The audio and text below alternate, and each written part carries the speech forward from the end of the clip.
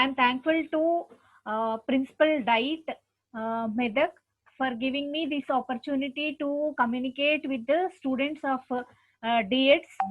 Thank you so much, and welcome to the participants for this session on integration of technology in education. Go to the timeline. ICT in Indian education system. How and when we have integrated technology in our education system. This is a timeline. So in 1923, actually, radio broadcasting has been started, which is the first step of integration of technology in education. And in 1930, British broadcasting has been started. And in 1937,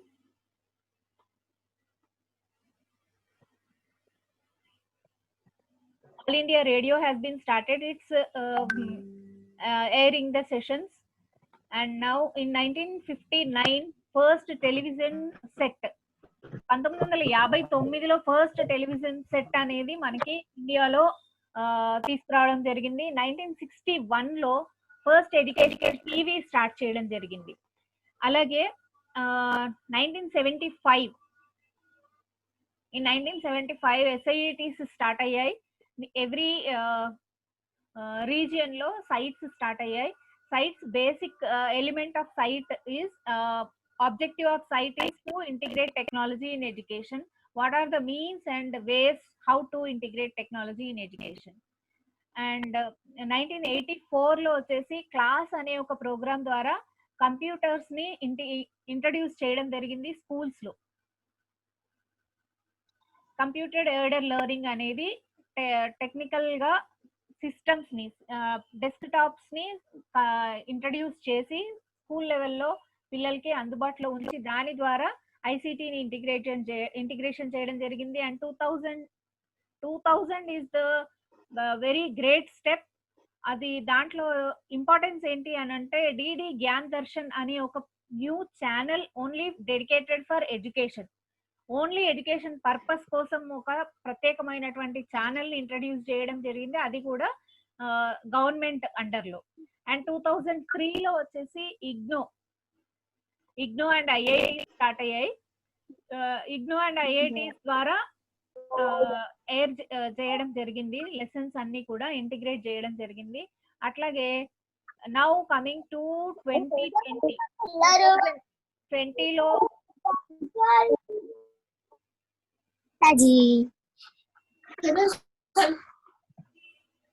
Nabia, please mute your phone.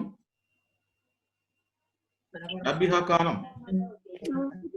Yes, sir. Yes, Mute. sorry. So coming to 2020 speciality ఏంటంటే ఇప్పటి వరకు కూడా education ని మనం technology integration లో passive గానే చూసాం. ఈ 2019 అండ్ 2019 ఎండింగ్ లో వచ్చినటువంటి కోవిడ్-19 పాండమిక్ ఏదైతే ఉందో దానివల్ల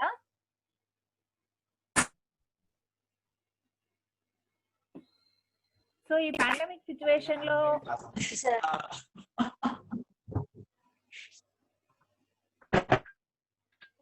పాన్యాల Rajitha, mute yourself please.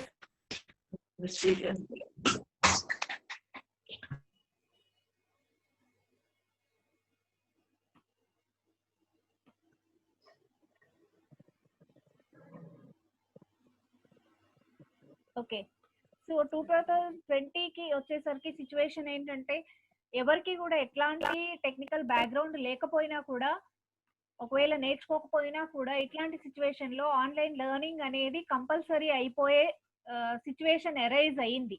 Not only in India, all the countries లో కూడా ఇదే ప్రెసెంట్ ఉన్నటువంటి సిచ్యువేషన్. సో ఈ సిచ్యువేషన్స్ మనం ఎక్స్పెక్ట్ చేసింది కాదు, ఎవరు ప్లాన్ చేసింది కాదు. కాబట్టి we must be able to learn and integrate technology in our education. So మనం ఒక ప్రవాహంలో కొట్టుకుని పోకుండా ఉండాలి అని అంటే మనం ఈ 21st సెంచరీ స్కిల్స్ అన్నిటిని కూడా నేర్చుకొని పిల్లలకి రేపు పొద్దున మీరు కాబోయే ఉపాధ్యాయులు మీరందరూ కూడా వాళ్ళకి నేర్పించాలి అని అంటే ఫస్ట్ గా మీకు టెక్నాలజీ ఇంటిగ్రేషన్ ఎలా చేయాలి, ఎక్కడ చేయాలి, ఎంత చేయాలి, అసలు టెక్నాలజీని ఎలా వాడుకోవాలి, ఇవన్నీ కూడా విషయాలు మీకు తెలియాలి. So it's like 2020 is the landmark in the whole system of education, not only in one particular country, whole world. Education system ని before covid and after covid గా మనం వర్ణించవచ్చు. మనం బీసీ ఏసీ అని ఏదైతే అనుకుంటామో అలాగే ఇప్పుడు ఎడ్యుకేషన్ సిస్టమ్ లో బీసీ అండ్ ఏసీ అంటే before covid and after Covid అన్నమాట. సో ఈ ఆఫ్టర్ కోవిడ్ లో సిచ్యువేషన్ ఏంటి అని అంటే ఎలా ఉండబోతుంది అనేది మనం కూడా ఎక్స్పెక్ట్ చేయలేము. Coming to the COVID-19 situation, there is no no information from any country that at which date we are going to be free of COVID.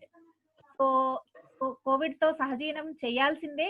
ఈ సహజీవనం చేసే సందర్భంలో మనం పిల్లలతో, విద్యార్థులతో ఎలా కమ్యూనికేట్ అవ్వాలి, ఈ కమ్యూనికేట్ అవ్వడానికి మనకి వాళ్ళకి కామన్ గా ఉన్నటువంటి ఐసిటి టెక్నాలజీ టూల్స్ ఏమున్నాయి అని అంటే బేసిక్ గా ఇప్పుడు మనందరికి కనిపించేది ఒకటే, అది కూడా మొబైల్ ఫోన్ మాత్రమే. ఎందుకు అని అంటే కాస్ట్ ఎఫెక్టివ్ కాబట్టి అండ్ హ్యాండీగా ఉంటుంది కాబట్టి ఈ మొబైల్ ఫోన్ అనేది టెక్నాలజీ ఇంటిగ్రేషన్ లో చాలా 100% ఇదే ముందు ఉండబోతుంది. ల్యాప్టాప్స్, డెస్క్టాప్స్ ఇవన్నీ కూడా ఒక లెవెల్లో మనం ఇంటిగ్రేట్ చేయలేనటువంటి పరిస్థితి.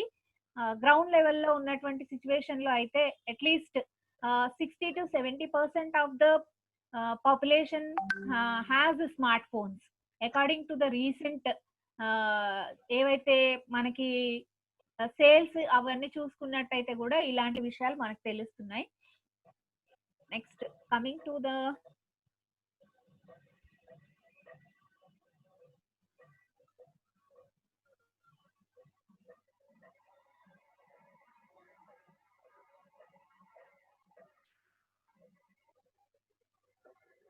So then comes the question, what is integration of technology in education? అంటే ఇప్పుడు టెక్నాలజీ అంటే ఏమిటి, దాన్ని ఎలా ఇంటిగ్రేట్ చేసుకోవాలి? సి కమింగ్ టు టెక్నాలజీ అంటే ఇప్పటికే మీకు అందరికీ తెలుసు already. It's started with radio communication. So computers, mobile, smart phones ఈ జనరేషన్ లో ఉన్నటువంటి integration tools, technology integration tools.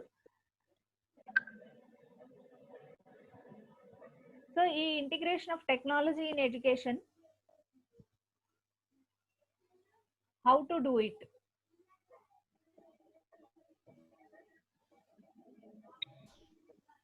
So integration of ICT is nothing but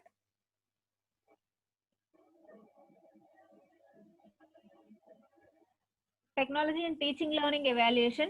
This is central. ఈ మొత్తం integration of educational technology in education అనేది మొత్తం ఎవరు రెస్పాన్సిబిలిటీగా తీసుకున్నారు education system లోకి అని అంటే central institute of educational technology, and it works under NCERT and MHRD located in Delhi.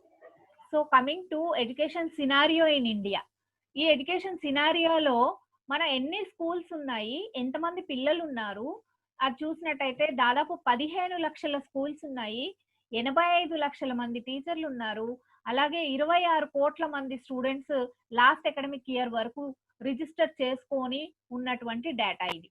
So next part, ఇంతమందికి ఎడ్యుకేషన్ ని ఇవ్వడం అనేది గవర్నమెంట్ యొక్క responsibility. So imparting equality education is a concern of the government. So improvement in learning outcome is a challenge.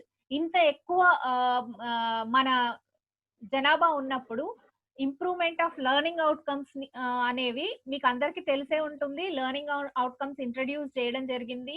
ఆ learning outcomes ని base చేసుకునే మన text books కూడా రెడీ చేయడం జరిగింది. So as a child is different, every child is different. ప్రతి విద్యార్థి కూడా డిఫరెంటే. అతను నేర్చుకునే విధానం కూడా డిఫరెంట్ గానే ఉంటుంది. We cannot say that why this child is not able to understand when other 99 children are able to understand. So we have to think over the leftover children who are unable to communicate with us in with regarding to education. So technology అనేది ఎప్పుడు కూడా ఇలాంటి పిల్లల్ని దృష్టిలో ఉంచుకుని వాళ్ళకు ఉపయోగకరంగా ఉండేలాగా అందుబాటులో ఉంచడానికి మనం టెక్నాలజీని నేర్చుకుని ముందు అసలు ఏమేమి టెక్నికల్ గా ఏవేవి అవైలబుల్ ఉన్నాయి రిసోర్సెస్ మనకి, వాటిని ఎలా ఇంటిగ్రేట్ చేయాలి అని తెలుసుకున్నట్టయితే ప్రతి ఒక్క విద్యార్థిని కూడా వదిలిపెట్టే నేర్చుకోకుండా విడిచిపెట్టే అవకాశం ఉండదు. So ICT has that potential to meet all these challenges. First challenge is number of students. Crores of students are there in India, and for them quality education, imparting quality education is the second concern, and learning outcomes, improvement of learning outcomes is the third challenge, and fourth challenge is meeting every child's requirement. As every child is unique. These are the challenges మన ముందున్నటువంటి challenges. So education scenario చూసుకున్నాము. Next go to what is ICT. So ఈ situation లో ICT అంటే ఏంటి? ICT refers to create, store, retrieve, manipulate, transmit and receive digital information. So create the resources. So creating resources, whichever way you are creating the resources, that is first thing. And after creating the resources you must be able to store them. ఇప్పుడు for example నేను ఒక చిన్న example చెప్తాను. Like మనం ఒక chart prepare చేసాము ఒక lesson కి అనుకుందాం. ఆ చార్ట్ ని ప్రిపేర్ చేసినప్పుడు దాన్ని స్టోర్ ఎంత కాలం చేయగలుగుతాం? Maximum period 1 year. దాన్ని కొంచెం లామినేట్ చేసో లేకపోతే ప్లాస్టిక్ షీట్ దానికి రెండు వైపులా అతికిచ్చి దాన్ని కొంచెం చిరిగిపోకుండా జాగ్రత్త చేస్తే at least 2 to 3 years we can able to store అన్నమాట. అంటే నెక్స్ట్ పిల్లలకి కూడా యూజ్ అయ్యేటట్టు చేయొచ్చు. And when coming to ICT, మనం క్రియేట్ చేసింది అలా 1 year లేదా 2 years మాత్రమే అవైలబుల్ రిసోర్స్ గా ఉంటే మనం చేసిన ఎఫర్ట్, ఒక చార్ట్ ప్రిపరేషన్ కి మనం ఎంత ఎఫర్ట్ పెడుతున్నామో ఆ ఎఫర్ట్ అంతా కూడా ఒక 2 to 3 years తర్వాత చాలా జాగ్రత్తగా యూజ్ చేస్తే 1 or 2 years మాత్రమే వస్తుంది ఒక చార్ట్. ఆల్రెడీ మీరు చాలా చార్ట్స్ డిఎడ్ లో చేస్తూనే ఉండొచ్చు. సో దాన్ని జాగ్రత్త పరచడము, తర్వాత మళ్ళీ వాడుకోవడానికి ఉపయోగించడానికి కూడా మనకి చాలా రిస్ట్రిక్షన్స్ ఉన్నాయి. So when we come to ICT, ఈ రిస్ట్రిక్షన్స్ ని మనం అధిగమించే ఛాన్స్ ఉంది. So you can create resources using ICT, you can store the content which you have developed using ICT, and retrieve in the sense అంటే మనకు అవసరం ఉన్నప్పుడు దాన్ని తీసి మళ్ళీ వాడుకోవడం, రిట్రైవ్. మ్యానిపులేట్, ఇప్పుడు చార్ట్ ఒకటి ప్రిపేర్ చేసాము, దాంట్లో ఏమైనా చిన్న మోడిఫికేషన్స్ కావాలి అని అంటే ఎక్స్ట్రా ఏమైనా పేపర్స్ అతికించడమో లేదంటే మొత్తానికే అది పనికి రాకపోతే ఇంకోటి కొత్తది చేసుకోవాల్సి రావడమో జరుగుతుంది. బట్ కమింగ్ టు ఐసిటి ఆ ఎఫర్ట్ అవసరం లేదు. You can like modify already what you have done, you can manipulate and modify. And the next coming to transmit. So what ever you have created the content, it is readily available to you. So మీరు create చేశారు, దాన్ని జాగ్రత్తగా store చేసుకున్నారు. ఈ store చేసుకోవడానికి కావాల్సినటువంటి like ఎలా store చేసుకోవచ్చు అనేవి కూడా నేను నెక్స్ట్ సెషన్ లో చెప్తాను. సో ఈ స్టోర్ చేసుకున్నారు, లైక్ గూగుల్ డ్రైవ్ లో కానివ్వండి లేకపోతే వేక్లెట్ లో కానివ్వండి, మీరు రిసోర్సెస్ సేవ్ చేసి పెట్టుకున్నారు. So retrieve, when ever it's దీని అవసరం వచ్చినప్పుడు తీసుకొని వాడుకోవడం. సో రెడీగా మీ దగ్గర దాచుకొని ఉన్నారు, ఆల్రెడీ గూగుల్ డ్రైవ్ లో దాచిపెట్టి ఉంది. So whenever you are the time comes, you are ready with the concept or with the ICT, with the help of ICT, that concept is readily in hand with you. So next coming to manipulate, దాన్ని ఇప్పుడే చెప్పుకున్నాను, నీకు కావాల్సినట్టు modify కూడా చేసుకోవచ్చు. Transmit, transmit అంటే ఇప్పుడు నేను ఈ ఐసిటి ఒక పీపీటీని క్రియేట్ చేశాను మీకు ఎక్స్ప్లెయిన్ చేయడం కోసం. ఈ ఈ పీపీటీని మీకు అవసరం ఉన్నప్పుడు నేను ట్రాన్స్మిట్ చేస్తున్నాను using Zoom. So transmission what are the various tools are available for transmitting with the people. మనకి అవసరం ఉన్న వాళ్ళతోటి మనం క్రియేట్ చేసినటువంటి రిసోర్సెస్ ని ఎలా ట్రాన్స్మిట్ చేసుకోవాలి. సో ఈ ట్రాన్స్మిట్ చేసుకున్న తర్వాత receiving, if you are creating resources like ఈ రోజు క్లాస్ లో ఉన్నటువంటి పార్టిసిపెంట్ అరౌండ్ 65 ఉన్నారు ఎట్ మై ఎండ్. సో వీళ్ళందరూ కూడా ఒకవేళ ఏదైనా రిసోర్స్ క్రియేట్ చేశారు, లైక్ కొలాబరేటివ్ గా రిసోర్సెస్ క్రియేట్ చేయడం ఎలాగా, ఒకళ్ళతో ఒకళ్ళు రిసోర్సెస్ ని ఎలా షేర్ చేసుకోవాలి, అసలు ఎందుకు షేర్ చేసుకోవాలి, వీటన్నిటి గురించి కూడా ఈ రోజు మాట్లాడదాం. So this is all about what is ICT.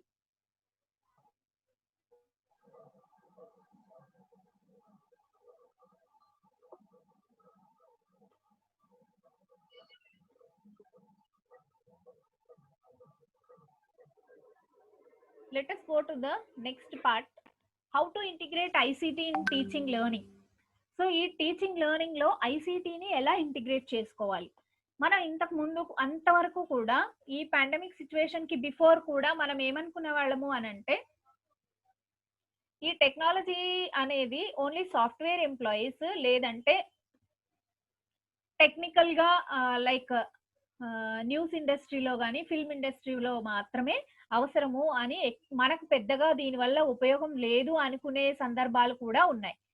ఎందుకు నేను అంటున్నాను అని అంటే, still many people are unable to integrate technology in regular teaching learning practices. Classroom లో అవైలబుల్ రిసోర్సెస్ ని ఎలా యూజ్ చేసుకోవాలి అనేది మనం ఇంకా నేర్చుకునే స్థాయిలోనే ఉన్నాం. సో గర్వించదగ్గ విషయం ఏంటంటే, everybody is trying to learn. This is the greatest situation where a government initiate చెయ్యకుండానే now everybody is trying to learn how to integrate what are the available resources with them. ఈ రెండింటి గురించి ఆలోచించడం చాలా గొప్ప విషయం. అండ్ కమింగ్ టు ఇంటిగ్రేషన్, ఈ integration లో వచ్చేసి టెక్నాలజీ నాలెడ్జ్ ఉంటుంది, కంటెంట్ నాలెడ్జ్ ఉంటుంది, పెడగాలజికల్ నాలెడ్జ్ కూడా ఉంటుంది. అయితే ఈ టెక్నికల్ నాలెడ్జ్ అనేది చాలా తక్కువ మందికి ఉంటుంది అని ఇప్పుడే మనం చెప్పుకున్నాం. ఈ టెక్నికల్ నాలెడ్జ్ ని ఎవరికి వాళ్ళు ఇంప్రూవ్ చేసుకోవాల్సిందే. సో నీ క్లాస్ రూమ్ లో నీకు ఏ సిచ్యువేషన్ లో టెక్నాలజీని ఇంటిగ్రేట్ చేయాలి నువ్వు అనుకుంటున్నావో ఆ పర్టికులర్ టెక్నికల్ నాలెడ్జ్ ఒకటి నీకు అవసరం అవుతుంది.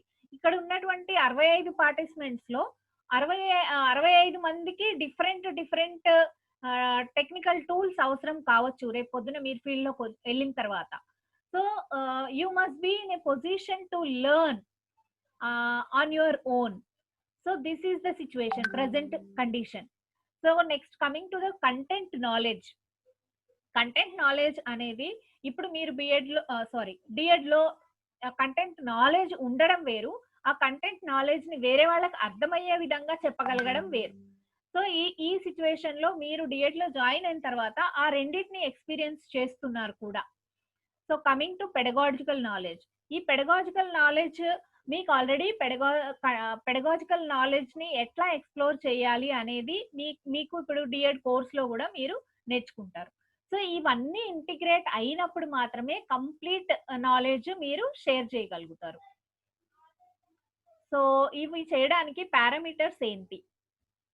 ఈ పారామీటర్స్ లో ఫస్ట్ వచ్చేసి nature of content. Nature of content ఎలా ఉంది, ఆ నేచర్ ఆఫ్ కంటెంట్ లో మనం టెక్నాలజీ యూజ్ చేయడానికి అవకాశం ఉందా లేదా ఆ కంటెంట్ లో ఫస్ట్ మనం చూసుకోవాల్సింది అదే అనమాట. సో దీనికి ఒక ఎగ్జాంపుల్ చెప్తాను. If you want to show a plant, ఒక చిన్న ప్లాంట్ తీసుకొని దాంట్లో ఆకులు, పూలు, మొగ్గలు, వేర్లు, కాండం ఇవన్నీ మీరు చూపించాలి అని అనుకున్నప్పుడు మీరు టెక్నాలజీ యూజ్ చేసి బొమ్మ గీసి లేదా చార్ట్ పెట్టి చెప్తారా, లేకపోతే లైవ్ గా ఉన్నటువంటి ఒక మొక్క ఏదైనా అందుబాటులో ఉన్న పిచ్చి మొక్కని తీసుకొచ్చి చూపిస్తారా పిల్లలకి?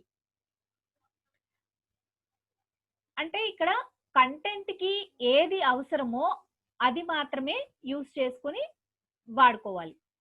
సో ఇటువంటి సిచ్యువేషన్స్ లో మీరు ఎలా రియాక్ట్ అవ్వాలి? So which technology you have to use, and ఏది యూస్ చేస్తే ఆ కంటెంట్ డెలివరీకి యాప్ట్ గా ఉంటుందో అది చూస్ చేసుకోవడం.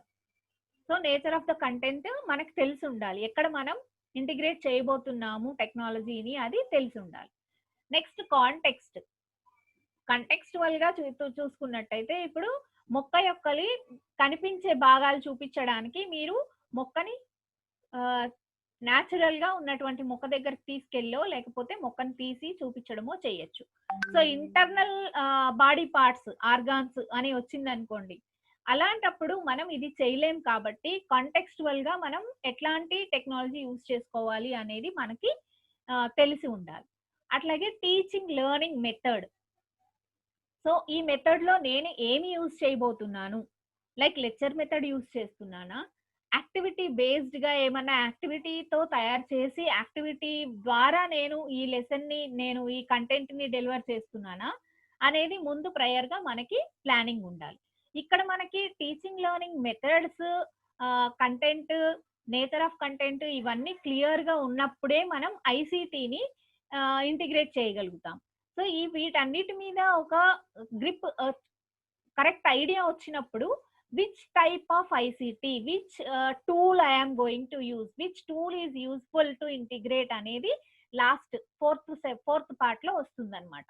సో ఫస్ట్ మీరు ఐసిటి ఇంటిగ్రేషన్ అనగానే ఏదో ఒకటి నాకు అవైలబుల్ ఉన్న నాకు తెలిసిన టూల్ ని నేను ఇంట్రడ్యూస్ చేసేస్తాను అని అంటే maybe it becomes a mistake. So first నీకు నేచర్ ఆఫ్ కంటెంట్ ఏంటో తెలిసి ఉండాలి.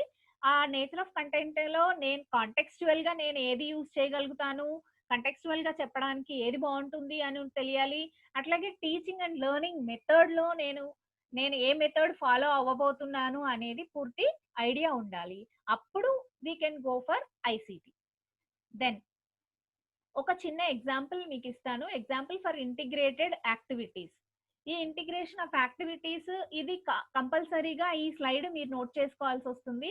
First, for which subject you are going to integrate technology, which class, for which chapter, which topic, and the key terms and concepts in that particular topic. And ఇవి teach చేయడం వల్ల ఏమేమి learning outcomes సాధించబడుతున్నాయి, what are the outcomes of this learning outcomes of this content of this topic, ఇవన్నీ కనుక correct గా రాసుకోవాలి, ఖచ్చితంగా నోట్ చేసుకోవాలి. So when you note, for example I am giving you one content. Here the content is fundamental rights in Indian Constitution, class 8th. Nature of the content is factual, it is a fact.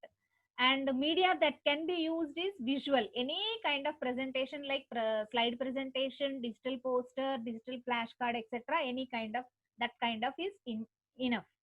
And rationale, why I am using this, ఈ media visual కంటెంటే నేను ఎందుకు prefer చేస్తున్నాను అనే దానికి మీ దగ్గర ఒక answer ఉండాలి. What is the rational behind that using that particular method or media you are introducing to the students. Content is factual, we know, and the students are just required to list the fundamental rights. అక్కడ మనకు కావాల్సిన rational ఏంటి, fundamentals rights ఏముంటాయి, ఏవేవి ఉన్నాయి అని తెలుసుకోవడం వరకే మన టాపిక్. అప్పుడు దాన్ని చూపించడానికి విజువల్ ఎయిడ్ గా ఫ్లాష్ కార్డ్స్ లేదా చార్ట్ లేదా పోస్టర్ ఇవి యూజ్ చేయొచ్చు. So coming to next, so next example, surface area of a solid cylinder. ఇది క్లాస్ 6th లో ఉంది. It is a concept. Nature of the content is it's a new concept for them.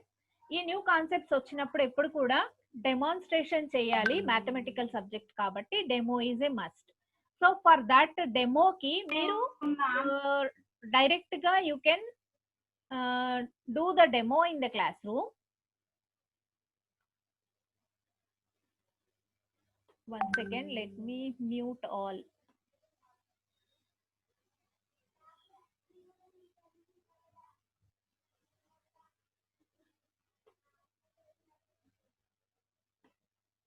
So ఇలాంటి topics వచ్చినప్పుడు compulsory demonstration చేయాల్సిన అవసరం వస్తుంది. So ఈ rational ఏంటి, ఎందుకు డిమాన్స్ట్రేషన్ చేయాలి అని అంటే, అందరికి పిల్లలకి చదివితే వింటే రాదు కాబట్టి ఖచ్చితంగా కొన్ని టాపిక్స్ డిమాన్స్ట్రేషనే చేయాల్సి వస్తుంది. విజువలైజ్ చేసుకోగలగాలి పిల్లలు. First what is a cylinder, solid అంటే ఏంటి, సిలిండర్ అంటే ఏంటి, ఆ సిలిండర్ ని మనం విజువలైజ్ ఎలా చేసుకుంటాము, దానికి ఎగ్జాంపుల్స్ ఇవ్వగలగాలి. ఒకవేళ పిక్చర్ కనుక గీస్తే అది 2D లో వస్తుంది, 3D లో ఇమాజినేషన్ కెపాసిటీస్ అందరి పిల్లలకి ఉండవు కాబట్టి ఇక్కడ మనం వీడియో డిమాన్స్ట్రేషన్ చేయాల్సి వస్తుంది. The students would have to visualize the cylinder and its different surfaces. So it requires a demonstration video which shows that the cylinder consists of 2 circles and a rectangle, would lead to a greater and more effective understanding. So ఒక్కొక్క content కి ఒక్కొక్క nature of subject కి different గా ఎలా ఉంటుందో మీకు చూపిస్తున్నాను. So next coming to functioning of digestive system. Digestive system లో ఫంక్షనింగ్ ఎలా జరుగుతుంది అనేది ఒకవేళ చెప్పాలి, చూపించాలి అని అనుకున్నాం అనుకోండి, it is a process and it requires some procedures, it undergoes some procedure. So ఈ ప్రొసీజర్ అంతా కూడా వీడియో కానీ ఒక యానిమేషన్ కానీ ఉంటే చార్ట్ కన్నా బెటర్ గా ఉంటుంది, అండర్స్టాండింగ్ ఈజీగా పిల్లలకి అవుతుంది. కాబట్టి ఈ ప్రాసెస్ ని అర్థం చేసుకోవడానికి ఒక యానిమేటెడ్ వీడియో అయితే బాగుంటుంది. So in this way we have to segregate. First we have to think which topic, nature of the topic, and what are the media that can be used, and media ante ikkada ICT, which tool you are going to, through which tool you are going to explore the content. So next coming to parameters. ఈ content ని select చేసుకునేటప్పుడు ఎలాంటి parameters తీసుకోవాలి? Context analysis considers the entire environment of a teaching learning situation. ఈ teaching learning situations లో మనం తీసుకోవాల్సిన జాగ్రత్తలు ఏంటంటే డెమోగ్రాఫిక్. అది మనం చెప్పేటటువంటి, ఎక్కడైతే మనం ఏ విద్యార్థులకైతే మనం బోధిస్తున్నామో వాళ్ళ డెమోగ్రాఫిక్ బ్యాక్గ్రౌండ్ కి సరిపోయేదిగా ఉండాలి. లైక్ ఫర్ ఎగ్జాంపుల్ మనం మన ఇండియన్ క్లాస్ రూమ్ లో, లేదంటే మన తెలుగు పీపుల్, తెలుగు వచ్చిన పిల్లలు ఉన్నటువంటి క్లాస్ రూమ్ లో మనం తీసుకొచ్చి Tamil lesson without any sub titles మనం తీసుకొచ్చి చూపించడం వల్ల ఇంకా ఎక్కువ వాళ్ళ లోపల అన్సర్టెనిటీ, అండర్స్టాండ్ చేసుకోవడానికి ఇంకా ఎక్కువ కష్టాన్ని తెచ్చిపెట్టినట్టు అవుతుంది. కానీ వాళ్ళకి పెద్దగా మీరు చూపించినటువంటి కంటెంట్ వల్ల ఉపయోగం ఉండకపోవచ్చు. So demography of the students, background of the students, A background నుంచి మన పిల్లలు వస్తున్నారు వాళ్ళకి యాప్ట్ గా ఉండాలి మనం చూపించేది. అంటే ఫర్ ఎగ్జాంపుల్ మనము ఏదైనా ఒక స్కూల్ గురించి డిస్క్రిప్షన్ ఇస్తే వాళ్ళు చిన్నప్పటి నుంచి చూసినటువంటి స్కూల్ అంటే ఇలా అని ఒక డిస్క్రిప్షన్ ఇవ్వచ్చు. కానీ ఇంటర్నేషనల్ లెవెల్లో ఎక్కడో ఉన్నటువంటి స్కూల్ ని డిస్క్రైబ్ చేసి చూపించడం వల్ల వాళ్ళకి ఇంకా క్వశ్చన్స్, డౌట్స్ పెరిగిపోతాయి. సో డెమోగ్రఫిక్ అనేది important. Then coming to cognitive. Like cognitive, ప్రతి ఏజ్ గ్రూప్ కి ఒక కాగ్నిటివ్ లెవెల్ ఆఫ్ అండర్స్టాండింగ్ ఉంటుంది. ఆ కాగ్నిటివ్ లెవెల్ ఆఫ్ అండర్స్టాండింగ్ ని మించి చెప్పినప్పుడు దాన్ని వాళ్ళు గ్రాస్ప్ చేసుకోవడానికి చాలా ఎక్కువ కష్టపడాల్సి వస్తుంది. సో వాళ్ళ కాగ్నిటివ్ లెవెల్ కి మాత్రం సంబంధించింది మాత్రమే చెప్పాలి. సో ఈ కాగ్నిటివ్ లెవెల్స్ మీద డిపెండ్ అయ్యి మాత్రమే మన టెక్స్ట్ బుక్స్ అన్ని కూడా రాయబడి ఉంటాయి. అందుకనే మనకి ఎగ్జాంపుల్స్ ఇచ్చేవి కూడా థర్డ్ క్లాస్ లో, సేమ్ కంటెంట్ కి థర్డ్ క్లాస్ లో ఒక ఎగ్జాంపుల్ ఇస్తే మనం ఒకవేళ అదే కంటెంట్ ని 6th 7th లేదా హైయర్ క్లాసెస్ లో అదే కంటెంట్ వచ్చినా కూడా అప్పుడు వేరే ఎగ్జాంపుల్స్ ఇవ్వడం జరుగుతుంది. లెవెల్ ఆఫ్ మెచ్యూరిటీ లెవెల్, పిల్లలది మెచ్యూరిటీ లెవెల్ ని బట్టి మనం కాగ్నిటివ్ దీని మీద ఫోకస్ చేయాలి. సో ఐసిటి ఇంటిగ్రేషన్ లో కూడా చాలా అట్రాక్టివ్ గా ఉందని చెప్పి ఎంబీబీఎస్ వాళ్ళకి ఇంటర్నల్ ఆర్గాన్స్ గురించి ఇన్ డీటెయిల్డ్ గా ఉంటుంది. అది తీసుకొచ్చి మనం ఏ థర్డ్ క్లాస్ కో, 5th క్లాస్ కో, 7th క్లాస్ కో చూపించలేం.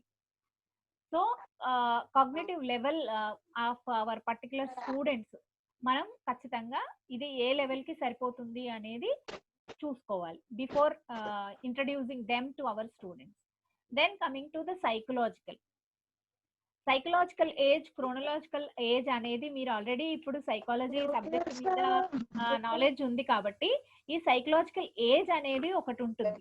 ఈ సైకలాజికల్ ఏజ్ కి సంబంధించినంత లెవెల్ కి మాత్రమే మనం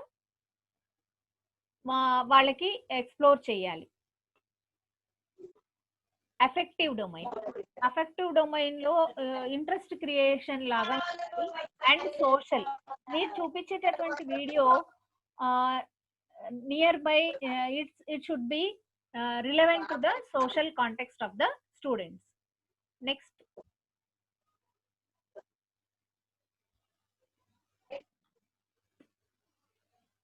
So these are the parameters in developing the content or already developed content which you are going to execute in front of the students. Now parameter content.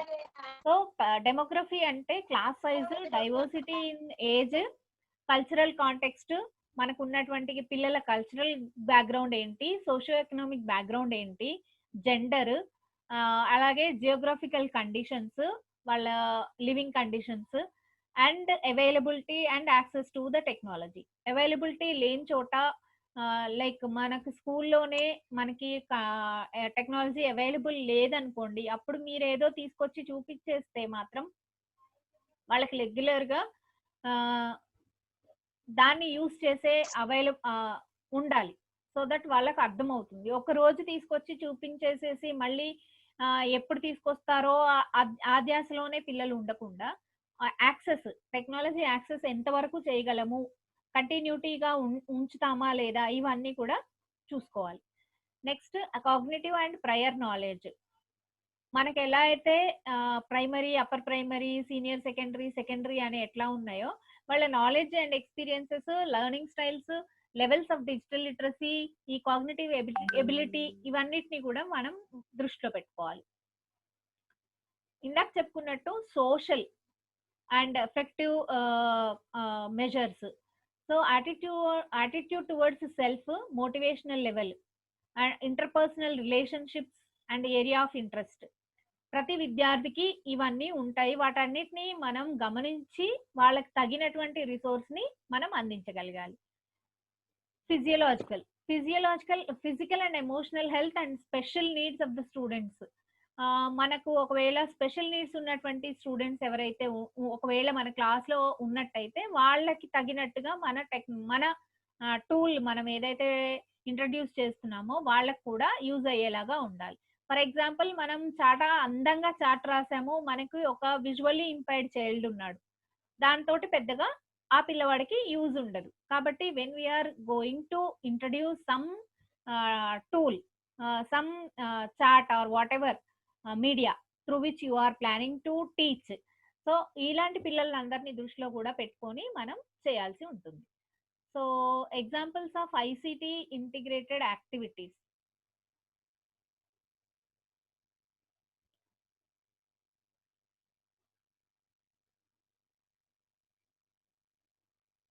So ICT integrated activities లో మనం చూసుకున్నట్టయితే మీరే group గా divide అయిపోయి, subject wise గా కొన్ని groups గా divide అయిపోయి, ఇప్పుడున్న పార్టిసిపెంట్స్ అందరూ కూడా around 60 participants are there. 1 second, 4 more are waiting outside the room. I'll just make them admit.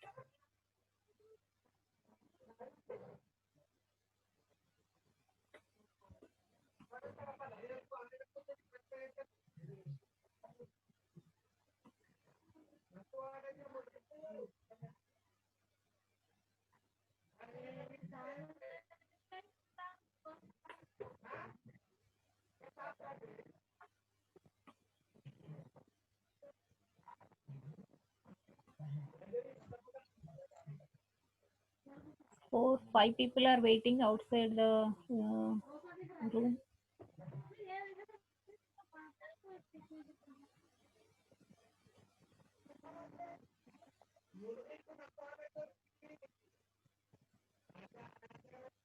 Okay, see మీరందరూ ఒక కంటెంట్ తీసుకొని ఆ కంటెంట్ మీద ఇప్పుడు వరకు చెప్పినటువంటి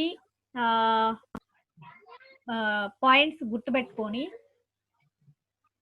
ప్రతి ఒక్క టాపిక్ కి మీరు ఎలా which tool you are going to introduce, ఏది ఆ కంటెంట్ చెప్పడానికి ఏది యాప్ట్ గా ఉంటుంది, కరెక్ట్ గా ఉంటుంది అని మీరు అనుకుంటున్నారో, ఇప్పుడు ఎగ్జాంపుల్ 1-2 చూపించాను కదా, అలాగే మీరు ట్రై చేయాలి. నెక్స్ట్, సో ఈ కంటెంట్ మీరు రెడీ చేయడానికి free and open source softwares, FOSS అంటారు దీన్ని, free and open source software. So ఈ ఫాస్ లో ఏంటి అడ్వాంటేజెస్ అనేసి మీకు ఇంకా ముందు ముందు స్లైడ్స్ లో కూడా నేను ఎక్స్ప్లెయిన్ చేస్తాను. వీటన్నిటిలో ఫ్రీలో ఉన్నవి ఏంటి అని అంటే GCompris for educational suite. GCompris లో అడాసిటీ ఉంటుంది. Through Audacity you can like record a video and edit it, add the music and all, whatever you want you can do with that Audacity. Next, coming to second one is OpenShot video editor. E OpenShot video editor is also generic, ante free and generic in the sense anybody can use, license is free to use, you no need to pay anything. So Gcomprise educational suite is only for subject specific, primary level, all subjects are dealt with. So ఎవరైనా system availability ఉన్న వాళ్ళు ఈ G comprise educational suit ని download చేసుకుని try చేసి చూడండి. మీ experiences ని కూడా మీ గ్రూప్ లో షేర్ చేసుకోండి. It's very well designed, readily available content. మీరు ఏదైనా కంటెంట్ క్రియేట్ చేయాలి, రిసోర్స్ క్రియేట్ చేయాలి అని అంటే ఫస్ట్ ఆల్రెడీ అవైలబుల్ రిసోర్సెస్ ఏమున్నాయో ఒకసారి చూస్తే మీకు మంచి ఐడియా వస్తుంది. సో హౌ టు క్రియేట్, మనసుకి తోచింది కాకుండా నిజంగా అవసరం ఉన్నది మనం క్రియేట్ చేయగలగాలి. అప్పుడు ఎప్పుడు తెలుస్తుంది మనకి అవసరం ఉన్నదే క్రియేట్ చేయాలి, ఇది అవసరం అని ఎప్పుడు తెలుస్తుంది? ఆల్రెడీ అవైలబుల్ రిసోర్సెస్ మీద మనకి గ్రిప్ ఉంటే గనక ఓకే ఇది ఎక్కడా లేదు, ఇది మా క్లాస్ పిల్లలకి, నా తరగతి పిల్లలకి అవసరం అవుతుంది అని అనుకొని అప్పుడు మీరు క్రియేట్ చేయడం స్టార్ట్ చేయొచ్చు. So first we have to go through the readily available content which is open source. మీరు ₹1 ఖర్చు పెట్టాల అవసరం లేకుండా ఏమేమి రిసోర్సెస్ ఉన్నాయి అవి క్లాస్ రూమ్ లో మనం ఎలా యూజ్ చేయొచ్చు అనేది ఈ స్లైడ్ నుంచి కూడా మీరు ఇప్పుడు తెలుసుకుంటారు. అందులో first the primary school level కి GCompris educational suite. Next is Audacity for all levels, it is also generic source. And coming to the next one, OpenShot video editor. With this you can you can edit the videos. And free plane is for mind mapping. After completion of the content, after completing each chapter you can Madam, excuse me. Yes sir. Are you recording this? Hope so sir. Let me check. Yes sir, I am recording. Anything else sir?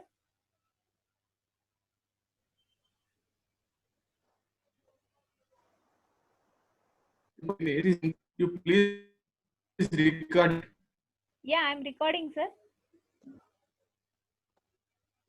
Yeah, okay, carry on. Yeah, thank you sir. So next thing, next is GIMP is for painting and all, fun way of learning through GIMP. Scratch, GeoGebra is especially for mathematics tool. Calcium is subject specific, that is for science. These are the some of the resources which are readily available. Hope you have noted down. Next,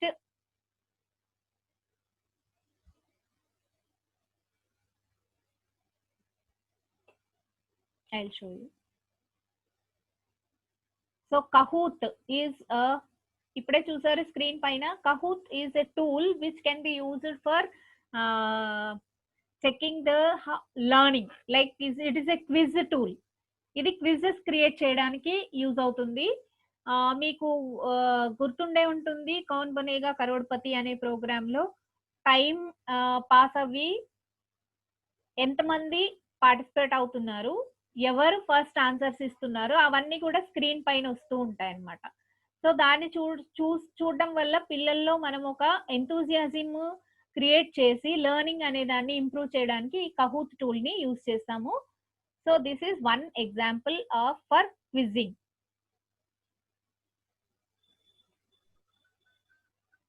So I am going back to my presentation.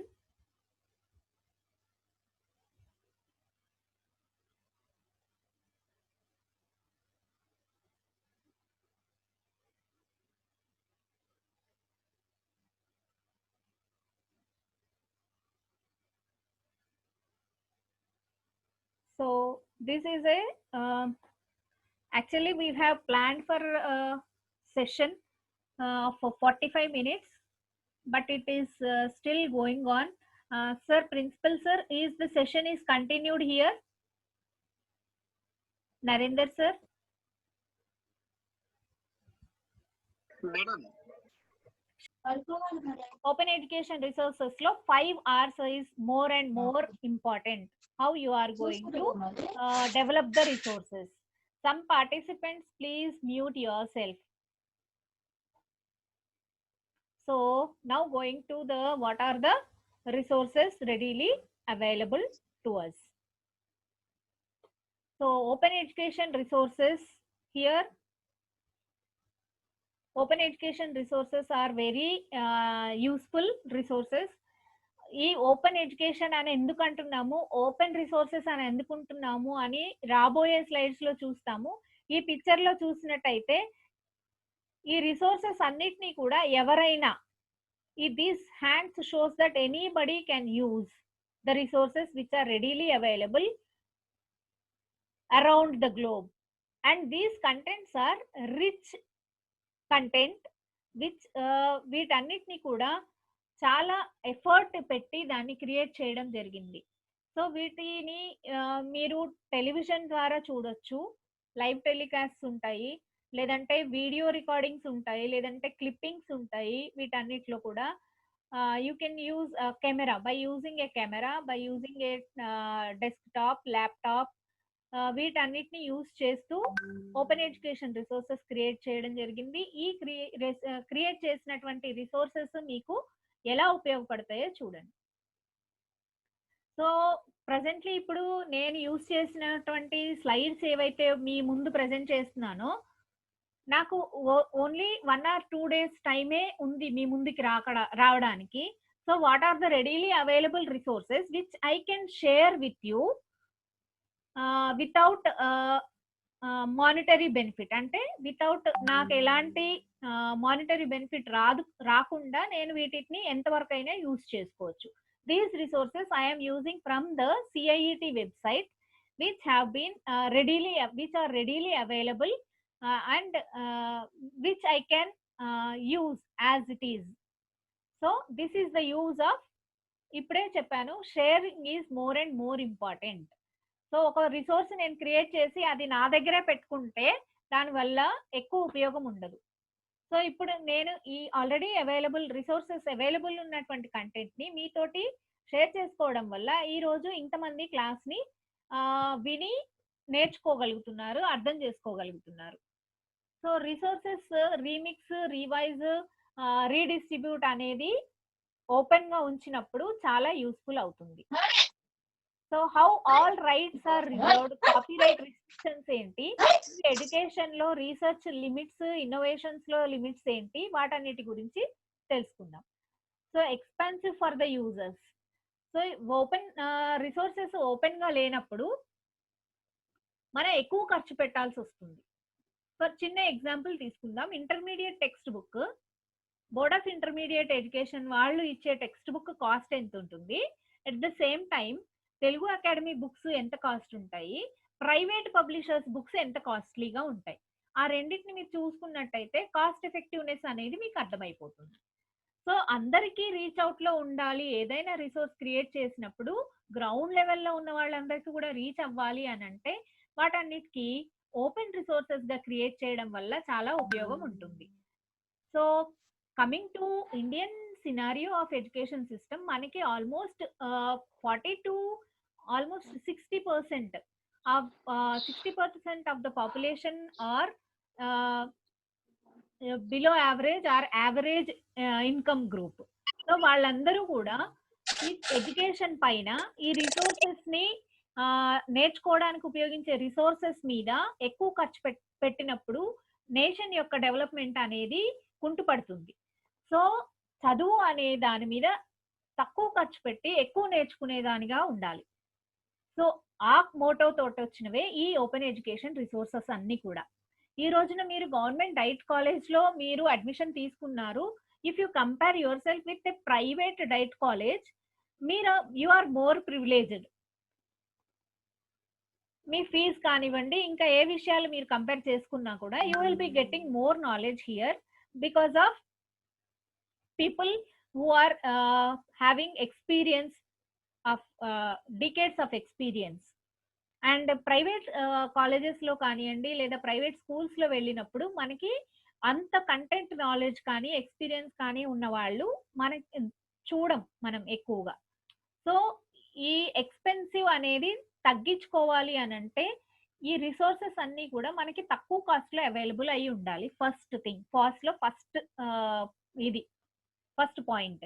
Next, time consume production of the resources. ఈ resources ని create చేయడానికి, for example నేను మీకు ఒక 1 hour lesson తీసుకోవడానికి నేను ఒక 5 hours 6 hours నేను ప్రిపేర్ అవ్వేదానికంటే ఆల్రెడీ అవైలబుల్ ఉన్న రిసోర్సెస్ ని నేను యూజ్ చేసుకొని దాన్ని మీకు చెప్పడం వల్ల ఐఎమ్ సేవింగ్ మై టైం. దాని ద్వారా నేను టీచ్ చేయడం వల్ల I'm saving my time. That quality of time that can be used for some creating another resource or writing some research topics, research development issues, వీటన్నిటి మీద నేను ఫోకస్ చేయగలుగుతాను.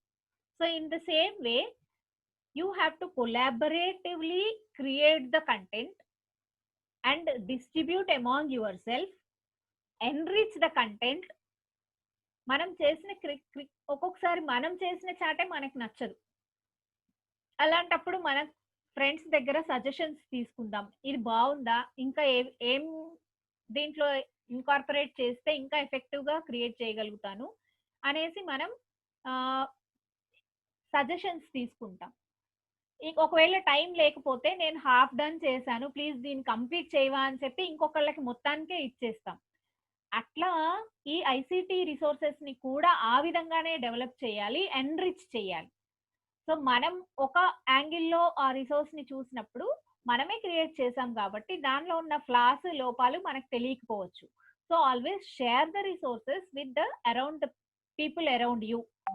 దీన్ని చేయడం వల్ల దాని ఎన్రిచ్మెంట్ జరుగుతుంది అనమాట. ఈ ఎన్రిచ్మెంట్ జరిగిన తర్వాత it is readily available for make available to all the people. ఈ ఎన్రిచ్మెంట్ అయిన తర్వాత it should be open to all, అందరికి రెడీగా అవైలబుల్ ఉంచాలి రిసోర్సెస్ ని. So repeated investment, for example repeated investment అని ఇక్కడ ఎందుకు చెప్తున్నామనంటే, ప్రతి వాళ్ళు టీచింగ్ ప్రాక్టీస్కి వెళ్తూ ఉంటారు. టీచింగ్ ప్రాక్టీస్కి వెళ్ళినప్పుడు సేమ్ లెసన్ తీసుకొని సేమ్ చార్ట్ ఇద్దరు సేమ్ గా చేశారు, బట్ వేరే వేరే క్లాస్ రూమ్స్ లో ఎగ్జిక్యూట్ చేశారు, ఫైన్. బట్ ఇఫ్ కొలాబరేటివ్ గా పనిచేసుకొని ఫస్ట్ కంటెంట్ లైక్ డివైడ్ చేసుకొని, వర్క్ ని డివైడ్ చేసేసుకొని, ఇంట్రడక్షన్ ఒకళ్ళు,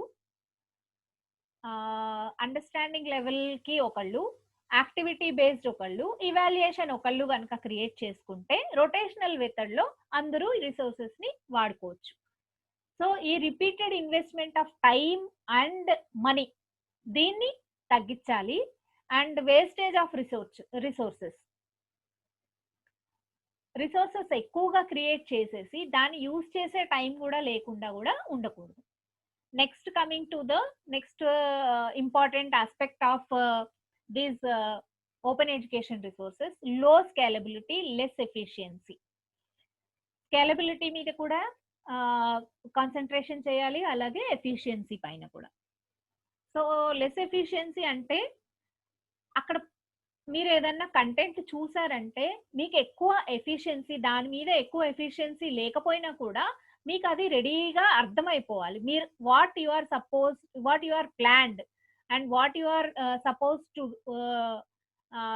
లెర్నింగ్ అవుట్కమ్స్ లో మీరు ఏదైతే చూస్ చేసుకుని ఆ లెర్నింగ్ అవుట్కమ్ వస్తుంది అని ఎక్స్పెక్ట్ చేస్తున్నారో అది వచ్చే విధంగా మనం క్రియేట్ చేసినటువంటి కంటెంట్ ఉండాలి. So that is less efficiency. అంటే పిల్లలకి మనంత ఎఫిషియన్సీ ఉండదు కాబట్టి వాళ్ళకి ఈజీగా రీచ్ అవుట్ అవ్వాలి మనం క్రియేట్ చేసినటువంటి కంటెంట్ ఏదైనా సరే. Next one is limited or no access to the quality research data or articles. So limited or no access to the quality research data or articles. Limited గా ఉండాలి. Quality research కి చేయడానికి అనుకూలంగా కూడా ఉండాలి మనం డెవలప్ చేసినటువంటి content. Next slow innovation from social point of view. Innovation కి ఛాన్స్ ఇవ్వాలి బట్ స్లోగా ఉండాలి. Next coming to what happens to copyrighted resources in 21st century learning environment. ఇప్పుడే చెప్పుకున్నాము కొన్ని టెక్స్ట్ బుక్స్ గురించి 2 ఎగ్జాంపుల్స్ ఇచ్చాను.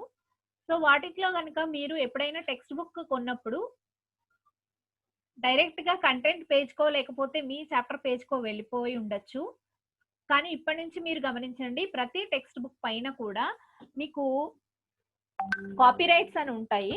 I'll show you one example.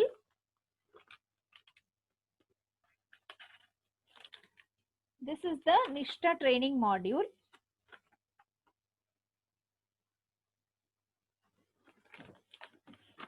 For example, so are you able to see? Please someone respond. Narendra sir? Madam, yes madam, it is clear. Yes madam, yes, yes. Sir, this is the Nishta module. Recent training Nishtha module. So ఇక్కడ నేను చూపించదలుచుకుంది ఏంటి అని అంటే all rights reserved కనిపిస్తుంది sir. ఈ page లో మీరు ఆల్ రైట్స్ రిజర్వ్డ్ ఈ రైట్స్ ఏవేవి ఎందుకు రిజర్వ్ చేయబడి ఉన్నాయి ఈ బుక్ ని యూజ్ చేయాలి అని అంటే, ఇందులో ఉన్నటువంటి కంటెంట్ ని మీరు యూజ్ చేయాలంటే ఇక్కడ కొన్ని రిస్ట్రిక్షన్స్ ఉన్నాయి. These are copyrights. So we are కొంచెం క్లియర్ గా అర్థం చేసుకునే ప్రయత్నం చేద్దాము. కాపీరైట్ రిస్ట్రిక్షన్స్, హ్యూజ్ ఇన్ఫ్రింజ్మెంట్ అంటే ఉల్లంఘన. సో కాపీరైట్స్ ని వయలేషన్ చేయకూడదు and cannot restrict the use of digital content once it is online. So online కి వచ్చేసిన తర్వాత ఆ కంటెంట్ ని రిస్ట్రిక్ట్ చేయలేం. లైక్ యూట్యూబ్ ఛానల్లో కనుక మనం పెట్టేసాం అనుకోండి కంటెంట్, లైక్ ఇప్పుడు ఈ లైవ్ క్లాస్ ని కనుక యూట్యూబ్ త్రూ ఏ లింక్ ఇచ్చేసి మనం ఒకసారి యూట్యూబ్ లో అవైలబుల్ ఫర్ పబ్లిక్ అని పెట్టామనుకోండి, దాన్ని ఇంకా రిస్ట్రిక్ట్ చేయలేమని. సో దాన్ని కూడా రిస్ట్రిక్ట్ ఎలా చేయాలో తెలుసుకొని ఉండాలి. అలాగే very low or zero distribution cost. మనం క్రియేట్ చేసినటువంటి కంటెంట్ డిస్ట్రిబ్యూట్ చేయడానికి మళ్ళీ మనకు ఒక అవుట్లెట్, ఆ అవుట్లెట్ ని మనం మెయింటైన్ చేయడానికి కొంత అమౌంట్, రిసోర్సెస్, ఎక్స్పెన్సెస్ ఉండకూడదు అనమాట. ఈ 21st సెంచరీలో ఉండాల్సిన లెర్నింగ్ ఎన్వైరన్మెంట్ క్రియేట్ చేయాల్సింది మీ జనరేషన్ నుంచే స్టార్ట్ అవుతుంది. వీఆర్ ద అప్కమింగ్ టీచర్స్ కాబట్టి so you should know all these things. Movement against the unjust rent seeking of the publishers over the educational resources. ఈ educational resources అన్ని కూడా ఎలా ఉండాలి అని అంటే readily available resources and everybody can get access to it. So need to reuse, remix, revise, redistribute, retain. Don't forget the 5 hours. 3 hours తో పాటు 5 hours are very very important for the 21st century learning environment. Now let us see the students access to educational resources. This is a survey conducted by Commonwealth of Learning in 2016. ఈ 16 లో మనం చూస్తే original books కి affordable books కి ఈ difference చూద్దాం. Unwilling to spend more money on books. ఈ percentage 13.3% people expressed their view as they are unwilling to spend more money on the books, and 19% people expressed that some books are not available in the local market. Original books, we are talking about original books. And 67.6% of the people telling that do not afford the original books. Original books konali అని అంటే మేము afford చేయలేము. ఎందుకు అని అంటే it's very costly. So these are the survey report conducted by Commonwealth of Learning in 2016. So వీటన్ని ఇది education system కి ఒక బ్యారియర్ కాబట్టి ఈ సిస్టమ్ ని మనం చేంజ్ చేయాలి. So status of the students access to educational resources ఏవేవి అవైలబుల్ ఉన్నాయో ఒకసారి చూద్దాం. Photocopied books, original books, photocopied books. Original books you can see here 7 original new books 73% are available. Neelketh photocopy prints, these are available 7%, and only photocopies are 17%. And old books we can borrow from friends or relatives or whomsoever, these are only 3%. That it shows that circulation of books are not at all happening in the society. So ఈ data వల్ల మనకి ఏమర్థం అవుతుంది అని అంటే ఎవరైతే procure చేసుకుంటున్నారో books ని అది వాళ్ళ దగ్గర మాత్రమే ఉండిపోతుంది. ఆ రిసోర్స్ ఇప్పుడు నేను ఒక 6,000 5,000 పెట్టి ఒక బుక్ కొన్నాను అని అంటే అది నేను చదువుకుని నా దగ్గరే పెట్టుకుంటే దానికి ఎక్కువ స్కేలబిలిటీ వచ్చినట్టు కాదు, లైక్ ఎక్కువ దాన్ని యూజ్ లోకి తీసుకొచ్చినట్టు కాదు. I have to share the things either by conducting some seminars on the same book, like reviews on the same book, or if I should share the book with others who are interested to read that particular book. Are the students ready? ఇప్పుడు ఉన్నటువంటి pandemic situation లో ఇది actually 2016 Commonwealth of survey వాళ్ళు conduct చేసినటువంటి survey నుంచి తీసుకున్నటువంటి data. So దీంట్లో ఏంటంటే డివైజెస్ ఇన్ యూజ్ మీరు ఇక్కడ చూడొచ్చు. డెస్క్టాప్ పర్సంటేజ్ ఎంత ఉంది, ల్యాప్టాప్స్ పర్సంటేజ్ ఎంత ఉంది, స్మార్ట్ ఫోన్ పర్సంటేజ్, అలాగే tablets percentage.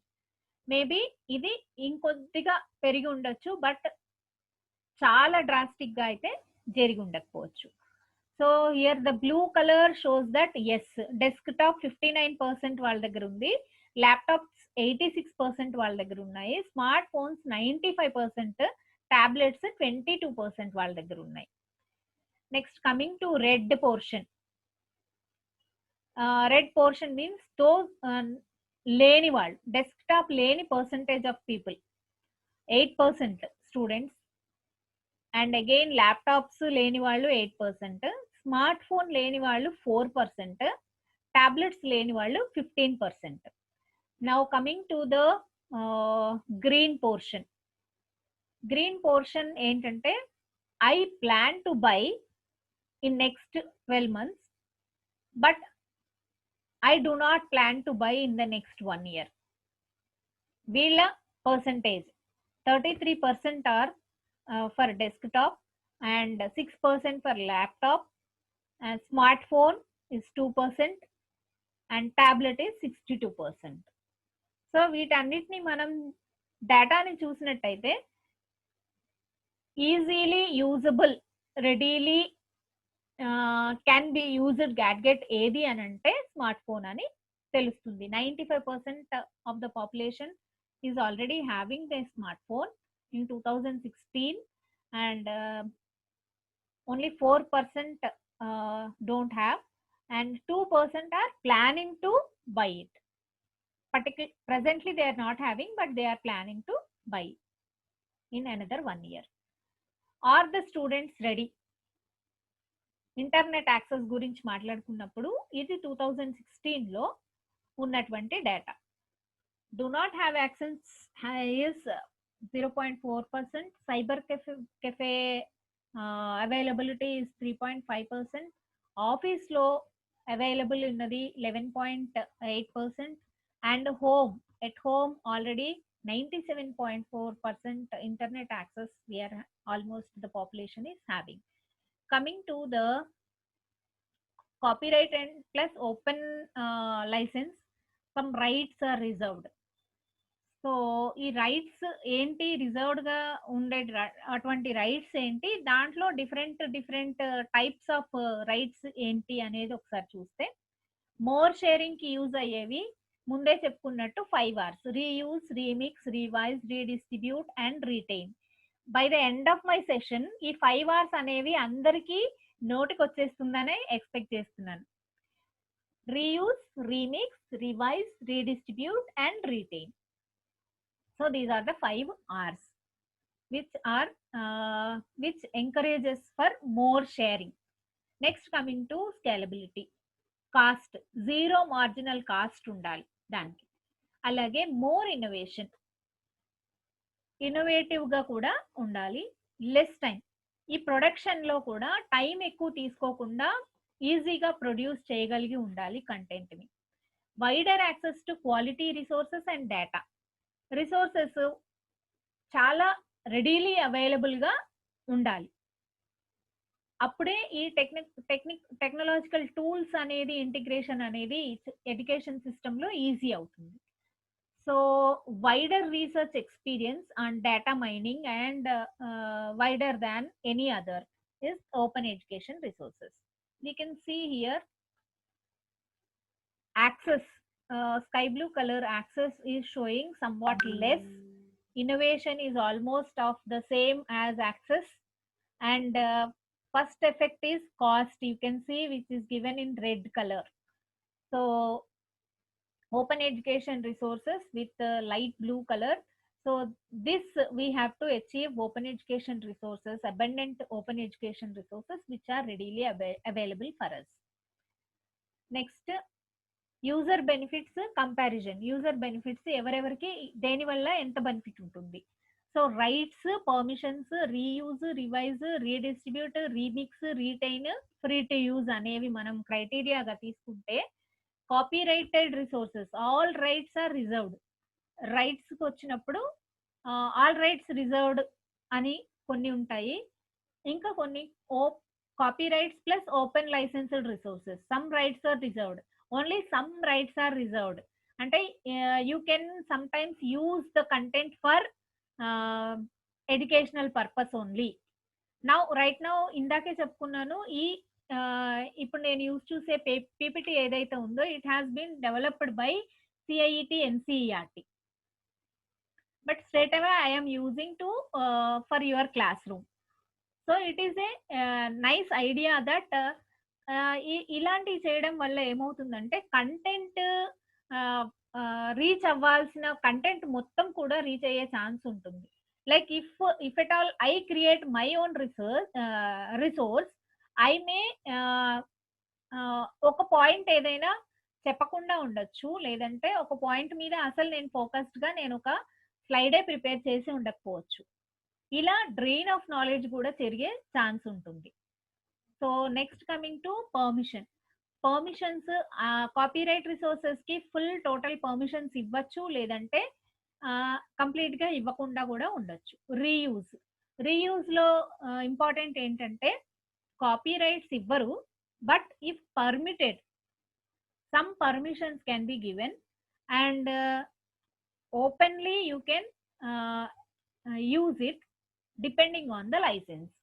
We will see depending on the license అని ఎందుకు అంటున్నామో రాబోయే స్లైడ్స్ లో కూడా చూద్దాం. లాస్ట్ 2 చూడండి, free use, open use. Free use లో కూడా కొన్ని రిస్ట్రిక్షన్స్ ఇవ్వచ్చు. Sometimes you can use or always you can use. Open use లో వచ్చేసి కాపీరైటెడ్ రిసోర్సెస్ కాదు, if not permitted, and copyright plus openly licensed resource if allowed. Coming to the why consider licensing. ఎందుకు అసలు licensing ని మనం consider చేయాలి? So copyrights licensing issues are at the heart of the OER as they have important implications for creators, users and institutions. And the next point is, by default copyright is automatic and all rights reserved, so permission is required by those who wish to use the work. So ఇందాక మీకు ఒక book చూపించాను, అది Nishtha training module for example కి all rights are reserved. So అందులో ఉన్నటువంటి content commercial usage కి restricted. So అలా ప్రతి రిసోర్స్ కి కూడా ఉంటుందన్నమాట. సో ఓపెన్ లైసెన్సెస్ అంటే ఏంటి అనేది చూద్దాం. ఈ లోగో గుర్తుపెట్టుకోండి. Copyright content that allows any person to reuse that content without asking for prior permission. Without any prior permission, ఈ లోగో కనుక ఉన్నట్టయితే you can use it. And again coming to what is open again, you can reuse, revise, remix, redistribute and retain with you. ఇవన్నీ చేయడానికి మీకు ఎలాంటి permissions అవసరం లేకపోతే that is called open license. So let us see the legal aspects. ఎందుకు ఇవి తెలుసుకోవాలి? ఎందుకు ఇవి ముందే తెలుసుకోవాలి అని అంటే, మీరు రిసోర్సెస్ క్రియేట్ చేసేటప్పుడు ఇంటర్నెట్ లో ఉన్నటువంటి ఏదో ఒక వీడియోని కానీ లేదంటే పిక్చర్ ని కానీ మీరు డౌన్లోడ్ చేసుకొని దాన్ని ఎడిట్ చేసి దాన్ని మళ్ళీ మీరు ఎడ్యుకేషన్ పర్పస్ కి కానీ లేదంటే కమర్షియల్ పర్పస్ కి కానీ మీరు వాడినప్పుడు మీకు ఈ లైసెన్స్ ఇష్యూస్ వచ్చే ఛాన్సెస్ ఉంటాయి. ఇది మొత్తం మీ ఓన్ క్రియేషన్ కాదు, మీరు మీ పేరు ఎలా రాసుకుంటారు అని చెప్పి మీకు రావచ్చు అన్నమాట. సో అందుకోసము లైసెన్సెస్ అంటే ఏంటి, ఆ లైసెన్సెస్ ఎన్ని రకాలు ఉంటాయి అవన్నీ తెలుసుకోవాలి. అందులో weak open, strong open licenses కూడా ఉంటాయి. So movies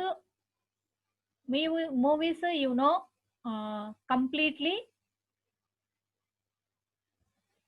under licenses. So Creative Commons, ఈ క్రియేటివ్ కామన్స్ అనేది ఒక ప్లాట్ఫామ్.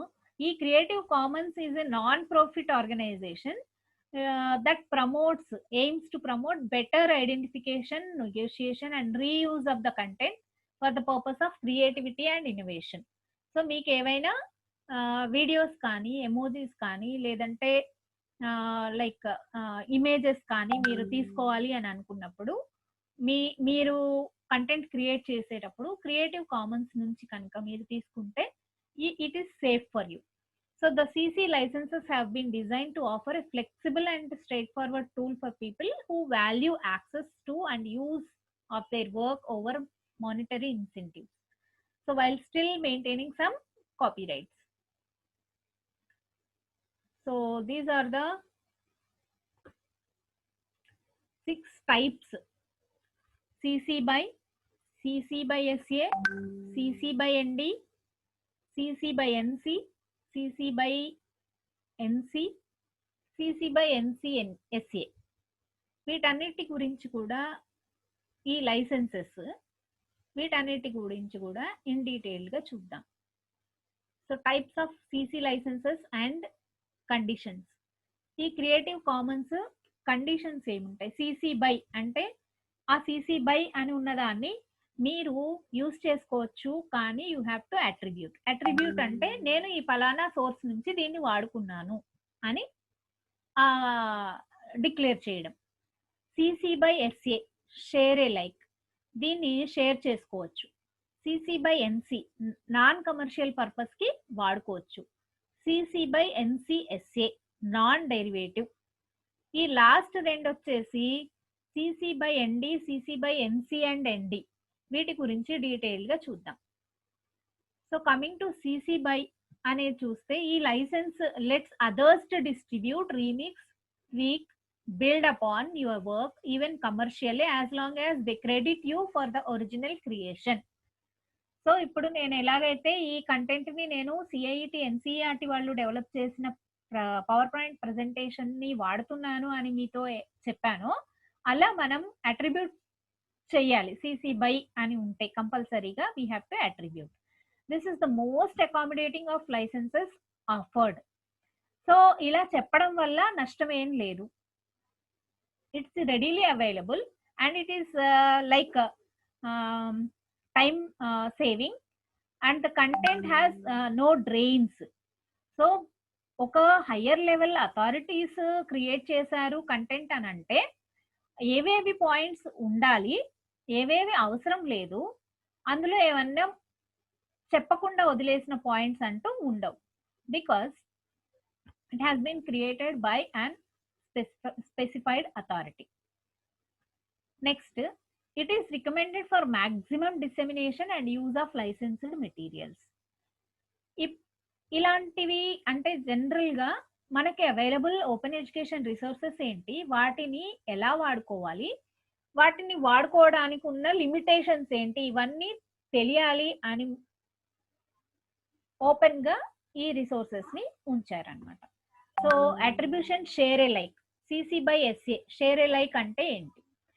ఈ లైసెన్స్ ద్వారా you can remix, tweak, build upon your own work even for commercial purpose also. And as long as they credit you and license their new creations under the identical terms. So commonly we will say that copyleft free and open source software licenses. So దీని ద్వారా all new works based on yours will carry the same license.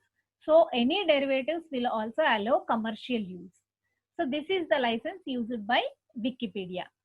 So ఈ lesson ఈ class అయిపోయిన తర్వాత మీ free టైంలో ఒకసారి Wikipedia open చేసి ఆ లైసెన్సెస్ ఏంటి అనేది ఒకసారి చూడండి. ఇంకా మీకు ఇంకా బాగా క్లారిటీగా అర్థమవుతుంది. So which is better, attribution and share alike. Attribute చేస్తూనే షేర్ ఏ లైక్, మళ్ళీ రీమిక్స్ కి రీబిల్డ్ కి ఛాన్స్ ఉంది సిసి బై ఎస్ఏలో. Next attribution non commercial. Non commercial అంటే ఇప్పుడే చెప్పుకున్నాము, నాన్ కమర్షియల్ గా యూజ్ చేసే దానికి మనకి ఛాన్స్ ఇవ్వరు. You can use it, you can remix it, rebuild, but you are not given permission for commercial usage. So even if you credit అంటే ఎవరు క్రియేట్ చేశారో వాళ్ళని నోట్ చేస్తూ ఉన్నా కూడా you cannot use the readily available content for commercial usage. So others can download and redistribute your work. They can translate, make remixes and reproduce new derivatives based on your work. All new work based on yours will carry the same license. So any derivatives will also be non-commercial in nature. Coming to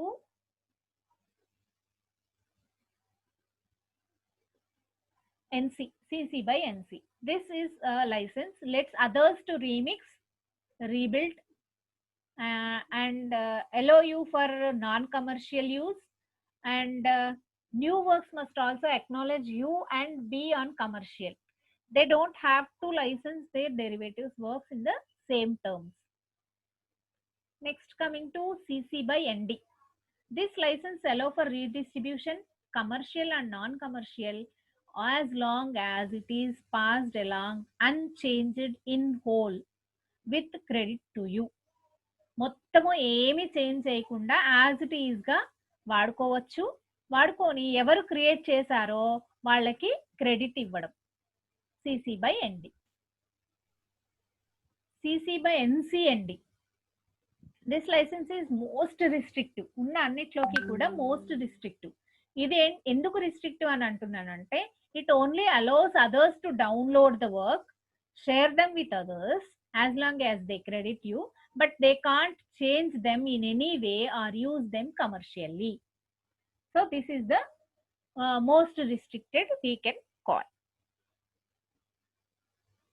Coming to the Creative Commons public domain tools. CC0 and public domain. CC0 is public domain tools enable authors and copyright owners who want to dedicate their work to the worldwide public domain to do so. So no restriction. CC tool, no rights are reserved. CC0 means no rights are reserved. This allows the licensors to waive all the rights and place a work in the public domain. This is the very, very useful way of creating the content. The public domain mark identifies a work that is free of known copyright restrictions. It is not recommended for works that are restricted by copyright laws in one or more jurisdictions. So no rights are reserved for CC0. Coming to a simple summary open licenses, let us see this picture keenly.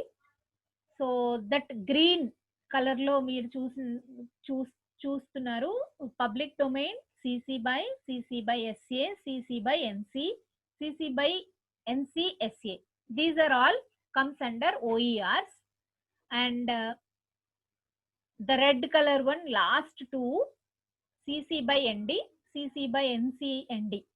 These are all not OERs, open education resources.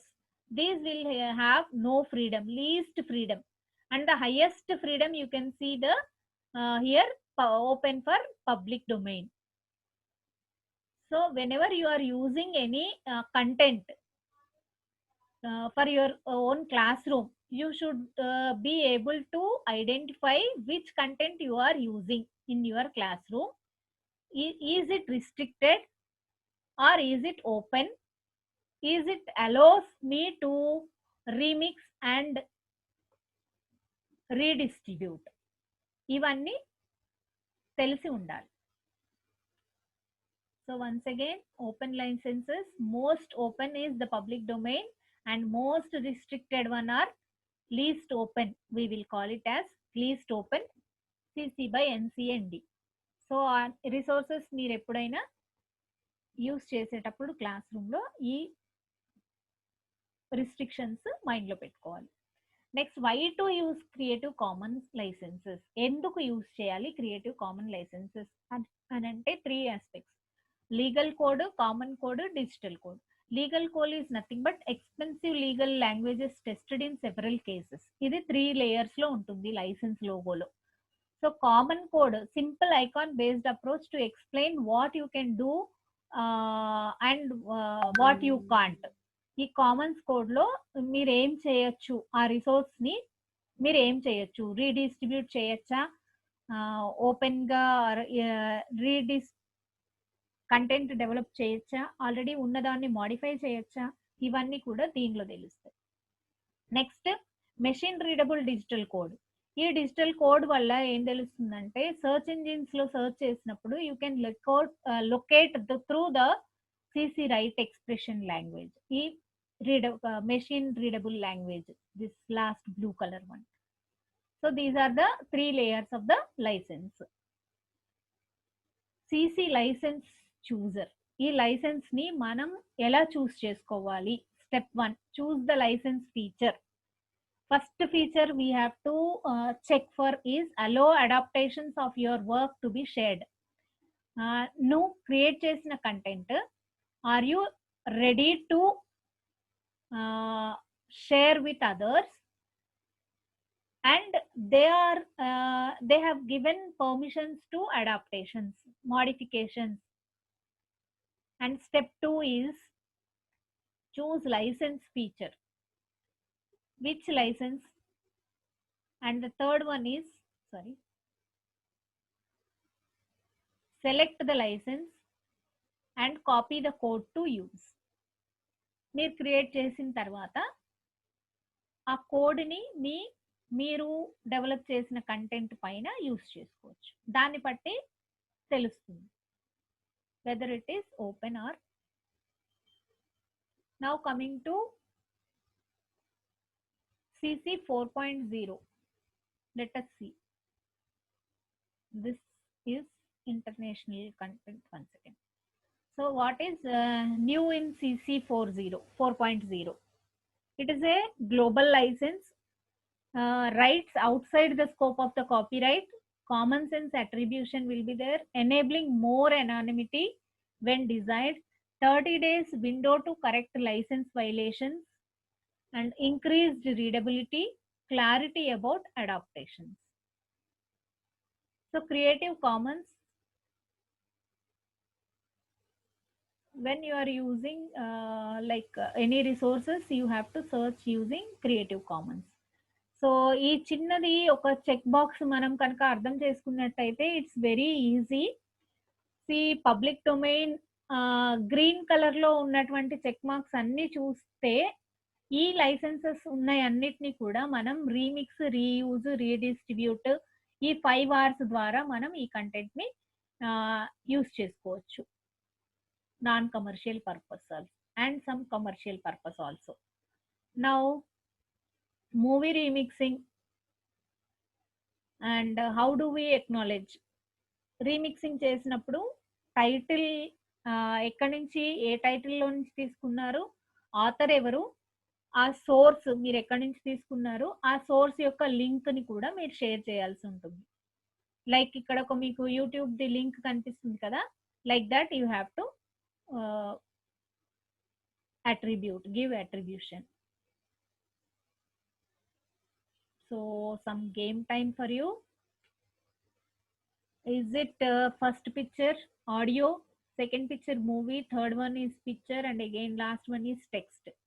Try your luck with this hand. It is a game. Can you see the resources be aggregated and legally released?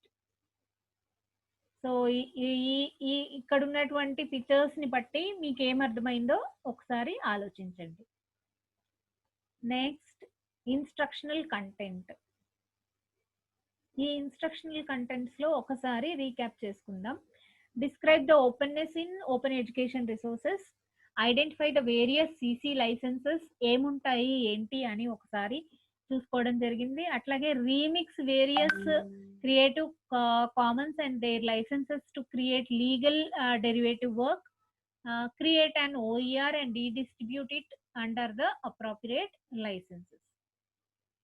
And these are the some of the available resources: Wikipedia, Creative Commons, OER Commons, Khan Academy, National Program and Technology Enhanced Learning, like this some of the resources. And some of the resources with the links, repositories, where the repositories are. So for images you can use Flickr Creative Commons and Google Advanced Search. For videos Vimeo. For text OER Commons. And Open Education Resources DOER, Directory of Open Education Resources DOER, developed by Commonwealth of Learning. Wikimedia Commons, Wikibooks, OpenStack, CNX, Khan Academy, Sailor.com, etc. And this is all about open education resources and their licenses. Let us go back to our presentation, where we have once again coming back to open education resources. And OER with special reference to NROER Diksha. Few 10 more minutes or 15 minutes I'll take the class. I'll explore the already available open education resources regarding NROER and Diksha platform. So let us see with what are they. So open education resources with reference to NROER, National Repository of Open Educational Resources. This is launched in 2013. It is developed by CIET NCERT in collaboration with the Department of School Education and Literacy, MHRD, Government of India, and the Homi Bhabha Center for Science Education. And what is the, you can create, you can adopt, you can translate, you can share the content which is available on NROER platform. So NROER open education e-resources freely accessible. You can access freely without any cost. Just you need a online while downloading, and you can use it offline also.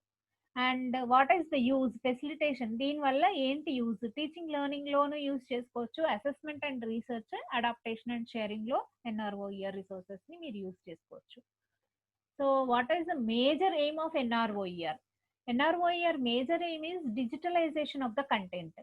So ఈ digitalisation of the content వల్లనే మనకి ఇప్పుడు pandemic situation లో కూడా ఈ text books SCERT website లో కానివ్వండి, NCERT website లో కానివ్వండి, మనకి టెక్స్ట్ బుక్స్ రెడీలీ అవైలబుల్ ఉన్నాయి. సో ఇప్పుడు టెక్స్ట్ బుక్స్ ఒకవేళ లైక్ ఒక చిన్న ఎగ్జాంపుల్ చెప్తాను. సడన్ గా లాక్డౌన్ అనగానే ఇంటర్మీడియట్ వాళ్ళకి ఇంకా కాంపిటేటివ్ ఎగ్జామ్స్ జరగలేదు. సో ఈ లాక్డౌన్ 1 డే సండే ఒక రోజు అని అనుకొని ఒక జత బట్టలు ఏదో ఒక బుక్ తీసుకొని ఇంటికి వెళ్ళిపోయిన వాళ్ళు సడన్ గా లాక్డౌన్ ఎక్స్టెండ్ అయ్యేసరికి కొన్ని వందల కాల్స్ వచ్చాయి. నేను నేషనల్ లెవెల్లో నేను కౌన్సిలర్ గా వర్క్ చేస్తున్నాను విత్ ఎంహెచ్ఆర్డి. సో మా కౌన్సిలర్స్ ని అపాయింట్ చేసిన వెంటనే ఆల్మోస్ట్ 24 hours మాకు ఫోన్స్ రింగ్ అయ్యాయి అందరు కౌన్సిలర్స్ కి కూడా. ఫస్ట్ ఇష్యూ ఏంటంటే మా దగ్గర చదువుకోవాలని ఉంది, టెక్స్ట్ బుక్స్ లేవు అని. సో పిల్లలకి ఫస్ట్ అసలు టెక్స్ట్ బుక్స్ అవైలబుల్ లేవా అంటే వాళ్ళు వెంట తెచ్చుకోలేదు, ఆన్లైన్ లో అవైలబుల్ ఉన్నాయి అన్న విషయం కూడా తెలియదు చాలా మందికి, ఈవెన్ ఎడ్యుకేటెడ్ పేరెంట్స్ కి కూడా తెలియదు. సో ఇలాంటి సిచ్యువేషన్ వచ్చినప్పుడు ఈ టెక్స్ట్ బుక్స్ రెడీగా అవైలబుల్ ఉంటే అవి డౌన్లోడ్ చేసేసుకొని వాళ్ళు ఈ పాండమిక్ లాక్డౌన్ లో కోవిడ్ లాక్డౌన్ లో చదువుకోవడానికి చాలా చక్కగా యూస్ఫుల్ అయ్యాయి. So that is the use of digitalization of the content. Next, development of ఈ content in multiple languages along with multiple supportive resources. ఈ only language Telugu, Hindi, English, Urdu అలా కాకుండా ఆల్మోస్ట్ ఆల్ రీజనల్ లాంగ్వేజెస్ లో కూడా రిసోర్సెస్ ని develop చేయడం అనేది ఎన్ఆర్ఓఈఆర్ యొక్క main aim. And bridging the devices, building partnerships. ఈ బిల్డింగ్ పార్ట్నర్షిప్స్ కోసం కూడా నేను ఇంకా నెక్స్ట్ ముందు వచ్చే స్లైడ్స్ లో చెప్తాను. Wide spread dissemination of content. ఇప్పుడు ఈ కంటెంట్ అనేది అవైలబుల్ గా ఉంది, ఈ టెక్స్ట్ బుక్స్ ఈ కంటెంట్ రెడీగా అవైలబుల్ ఉన్నాయి. ఈ పాండమిక్ సిచ్యువేషన్ లో స్కూల్ కి వెళ్ళలేని వాళ్ళు లేదా స్కూల్ నుంచి కానీ కాలేజ్ నుంచి కానీ ఎట్లాంటి సపోర్ట్ ప్లాన్ చేయనప్పుడు ఈ రిసోర్సెస్ ని ఎలా యూజ్ చేసుకోవచ్చు అనేది స్ప్రెడ్ చేయడమే ఈ ఎన్ఆర్ఓఈఆర్ యొక్క ముఖ్య ఉద్దేశం. So teaching learning through courses. ఈ ఎన్ఆర్ఓఈఆర్ లో లెర్నింగ్ కోర్సెస్ కూడా రెడీగా అవైలబుల్ ఉన్నాయి. You can join some of the courses organised by NROER. Nurturing networks and interest groups. So you can collaborate and work. Group అయిపోయి మీరు collaborative గా ఎలా నేర్చుకోవచ్చు అనేది కూడా ఈ NROER aim. Next, development of digital resources as per the national policy on open standards. ఈ national open policy అనేది ప్రతి ఎడ్యుకేటర్ కంపల్సరీగా తెలుసుకోవాలి బిఫోర్ క్రియేటింగ్ ద రిసోర్సెస్. ఈ డిజిటల్ రిసోర్సెస్ ని మనం డెవలప్ చేసేటప్పుడు ఆ క్రైటీరియా ఏంటి, ఎలా ఉండాలి అనేది ఖచ్చితంగా తెలుసుకోవాలి. సో ఆల్రెడీ అవైలబుల్ రిపాజిటరీస్ ఏమున్నాయి అంటే ఈ లైబ్రరీస్ మనకి రెడీగా ఉన్నాయి, థీమ్స్ డెవలప్ చేసి కూడా ఉన్నాయి. అలాగే ఈ టెక్స్ట్ బుక్స్, ఈ కోర్సెస్ అని అంటే లైవ్ గా మీరు వెళ్ళి కాలేజ్ లో జాయిన్ అవ్వకుండానే కొన్ని కోర్సెస్ మీరు ఆన్లైన్ ప్లాట్ఫామ్ ద్వారా నేర్చుకొని మీ స్కిల్స్ ని ఎన్హాన్స్ చేసుకోవచ్చు. అలాగే ఈవెంట్స్. Next, partner showcase. ఎవరెవరైతే పార్ట్నర్స్ ఉన్నారో ఎన్ఆర్ఓఈఆర్ తో వాళ్ళని కూడా చూద్దాం. సో ఆల్ రిసోర్సెస్ ఈ లైబ్రరీలో ఎలాంటి రిసోర్సెస్ మీకు అవైలబుల్ ఉన్నాయో చూద్దాం. Media type, like it can be a textbook, simply a document, like simply a word document, and it can be a video, it can be some picture, it can be an animation. ఇలా ఏది మీరు available ఉన్నాయో వాటన్నిటిని ఒకసారి చూడండి. Then subjects. Almost all the school subjects are readily available. And languages, most of the languages are readily available. If at all language is any language లేదనుకోండి, you can contribute. Like you can take the responsibility of creating the content in with respect to your background of your mother tongue. You can readily do that. Levels, which level? Primary, high school, secondary, like that. One can also do, you can view the description and search using a tag. You can rate the, and you can comment, and you can even download the readily available resources. Let us see. These are the e-library. If you open e-library in NROER, this is the view. So NROER interface మీకు ఇలా ఉంటుంది. You can select here. ఈ left ప్యానెల్లో repositories అని మీరు కనుక click చేస్తే ఏవేవి available ఉన్నాయో, డాక్యుమెంట్స్ ఏమున్నాయి, ఆడియోస్ ఏమున్నాయి, ఇమేజెస్ ఏమున్నాయి, వీడియోస్ ఏమున్నాయి అని ఇక్కడ మీరు సెలెక్ట్ చేసుకోవచ్చు. So next, themes. ఈ resources mapped to the various themes and topics in the national curriculum framework. ఈ థీమ్స్ ఎలా అంటే ఈజీగా you can easily retrieve of the resources, and resources for each specific topic also available. For example, if I take some themes, మీరు ఎలా select చేసుకోవచ్చు అని అంటే, national కరికులంలో mathematics, environment, physics, chemistry, biology, geography, history, political science, economics ఇలా రెడీగా ఉన్నాయి. For example, if you want to see a chemistry, what are there. So if you click on chemistry, will get atoms, molecules, chemical reactions, organic chemistry, environmental chemistry, everyday chemistry. And again, if you want to still further have a glance at atoms and molecules on that particular topic. So if you click on that atoms and molecules, you will get opened as matter and measurements,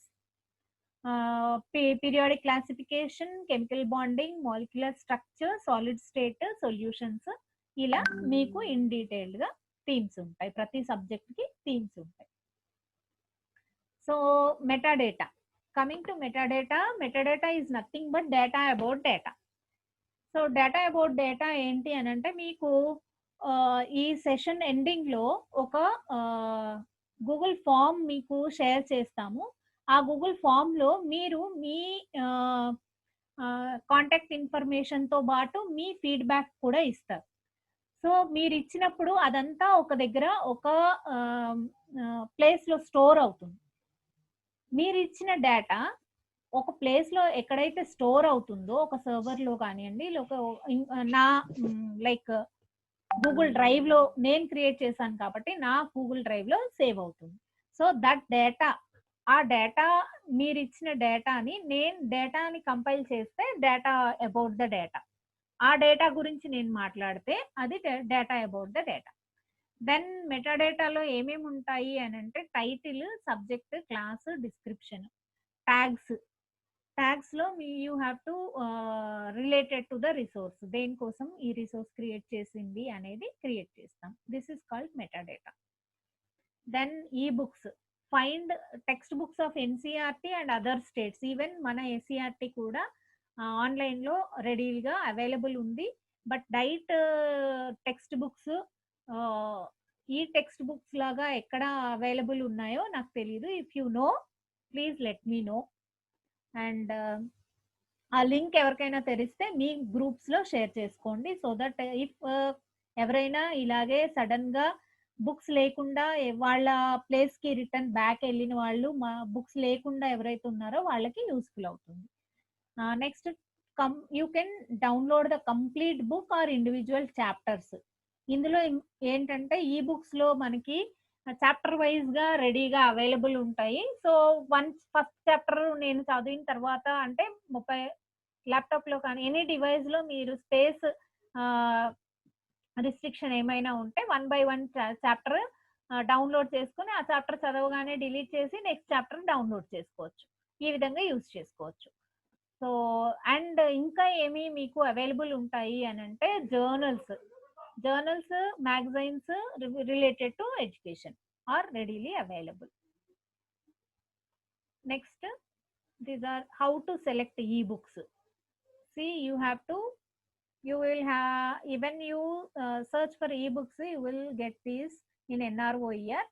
You have to select from the drop down box level, which level you want, target group, language and subject. ఇక్కడ నుంచి మీరు ఇది correct గా filters correct గా set చేస్తే click చేసినప్పుడు మీకు correct book download అవుతుంది. Next work space, personal work space, every individual public work space. And NROER లో పార్ట్నర్స్ ఎవరు అని అంటే create, you can create and contribute to NROER, adopt, translate and share if for example the resources are in some other language.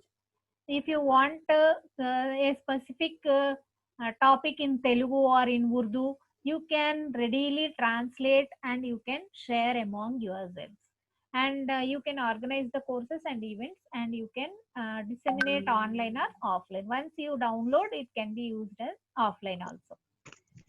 So state partners for these NROER are Uttar Pradesh,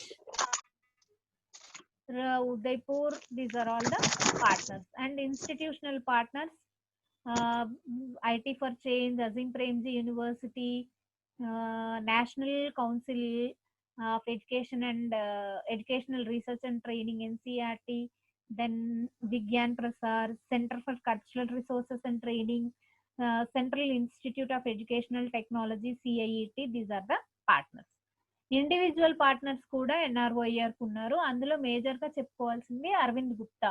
ఈ Arvind Gupta toys అనేవి చాలా simple available material, మన చుట్టుపక్కల దొరికేటటువంటి చిన్న చిన్న material ద్వారానే science ని పిల్లలకి ఎలా దగ్గర చేయొచ్చు, చిన్న చిన్న టెక్నిక్స్ ద్వారా ఎంత ఎఫెక్టివ్ గా టీచ్ చేయొచ్చు అనేది నేర్చుకోవాలనుకుంటే ఖచ్చితంగా ఈ అరవింద్ గుప్తా టాయ్స్ వాళ్ళది ఇండివిజువల్ పార్ట్నర్స్ ఎవరైతే ఉన్నారో వాళ్ళ ద్వారా NROER లో లింకప్ అయి ఉన్నాయి ఈ రిసోర్సెస్ అన్ని కూడా.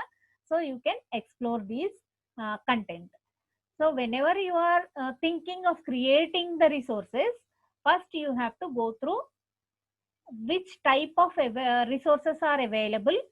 మీరు ఏదైతే క్రియేట్ చేయాలనుకున్నారో దానికి రిలేటెడ్ గా ఏమైనా ఆల్రెడీ రిచ్ కంటెంట్ అవైలబుల్ ఉందా అని ఒకసారి చూడండి. చూసిన తర్వాత దానికన్నా నేను బెటర్ గా చేస్తాను అని అనుకున్నప్పుడు you start for creation of resources. So we're ఇక్కడ ఒక ఇంపార్టెంట్ విషయం చెప్పదలుచుకుంది ఏంటంటే, టీచర్స్ ఆర్ మనకి ఎప్పుడు కూడా training, we're not trained to create the resources as an expert. We may create the resources up to a level. So rich content రెడీగా available ఉన్నదాన్ని యూజ్ చేయడం వైజ్గా, లేకపోతే నేను ఇప్పుడు రిసోర్సెస్ క్రియేట్ చేస్తానని కూర్చోవడం కరెక్టా అనేది ఒక్కసారి ఆలోచించుకొని రిసోర్సెస్ క్రియేట్ చేయడానికి ముందుకెళ్ళాలి. And evaluation of resources. ఈ ఎవాల్యుయేషన్ ఆఫ్ రిసోర్సెస్ లో ఫస్ట్ ఎయిమ్స్ ఏముంటాయి అంటే preparation and dissemination of quality digital content. ఏదో ఒకటి డిజిటల్ కంటెంట్ డెవలప్ చేసేసాను, నేను యూట్యూబ్ లో నేను ఒక స్పీచ్ ఇచ్చేసి నేను పెట్టేస్తాను, దానికి ఎన్ని లైక్స్ వచ్చాయో చూసుకుంటాను అని అంటే that may be limited. But you go through when Ted talks కానివ్వండి, లేకపోతే ఇలాంటి ఇంటర్నేషనల్ లెవెల్లో అవైలబుల్ ఉన్నటువంటి ఎడ్యుకేషనల్ కంటెంట్ రిసోర్సెస్ ని ఒకసారి మీరు చూడండి. వాటిని చూసి ఎక్స్ప్లోర్ అయిన తర్వాత క్వాలిటీ డిజిటల్ కంటెంట్ అంటే ఏంటి అనేది మీకు అర్థమవుతుంది. క్వాలిటీ లేకుండా నేను డిజిటల్ కంటెంట్ క్రియేట్ చేస్తే ఒక 100K వ్యూసో 1000K వ్యూసో వస్తాయి. అది రావడం కూడా చాలా కష్టం. If it is very much high క్వాలిటీలో నేను డిజైన్ చేసి చాలా ప్లాన్డ్ గా డెవలప్ చేస్తే ఆ రిసోర్స్ నేను ఏ పర్పస్ కి నేను ఆ రిసోర్స్ ని డెవలప్ చేశానో ఆ పర్పస్ సాల్వ్ అయినప్పుడే you will get the likes, అంటే ఎక్కువ మంది చూసే అవకాశం ఉంటుంది. సో మనం డిజిటల్ రిసోర్సెస్ క్రియేట్ చేసే కన్నా ముందు we have to explore ourselves. What are the available digital resources which I can use readily in my class. So వాటిలో కూడా నేను రీడిస్ట్రిబ్యూట్, రీమిక్స్, రీమేక్ చేయడానికి ఏవేవి ఓపెన్ లైసెన్సెస్ ఉన్నాయో వాటి ద్వారా నేను నా క్లాస్లో ఎలా టీచ్ చేయగలుగుతాను, ఏవేవి ఏ పర్టికులర్ కంటెంట్కి ఏవేవి రిసోర్సెస్ అవైలబుల్ ఉన్నాయో మీరు జాట్ డౌన్ చేసుకునే ప్రయత్నం చేయండి. And development of digital resources as per the national and international policy on open standards. మనం క్రియేట్ చేసేటప్పుడు ఇంతకు ముందే చెప్పుకున్నట్టు ఇంటర్నేషనల్ స్టాండర్డ్స్ లేదంటే national standards of open education resources అంటే ఏంటి అని ఒకసారి కంప్లీట్గా చూడండి. అండ్ కంటెంట్ క్రియేట్ అయిన తర్వాత what are the aspects of evaluation.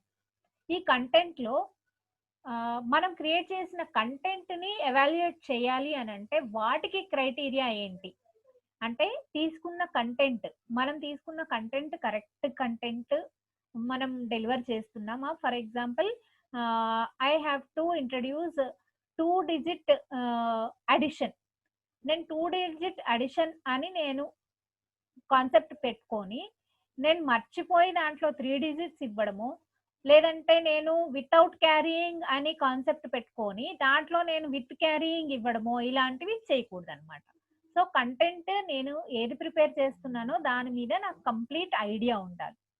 And ఈ డేటా నేను ఏది యూజ్ చేస్తున్నాను and which language I'm going to use in my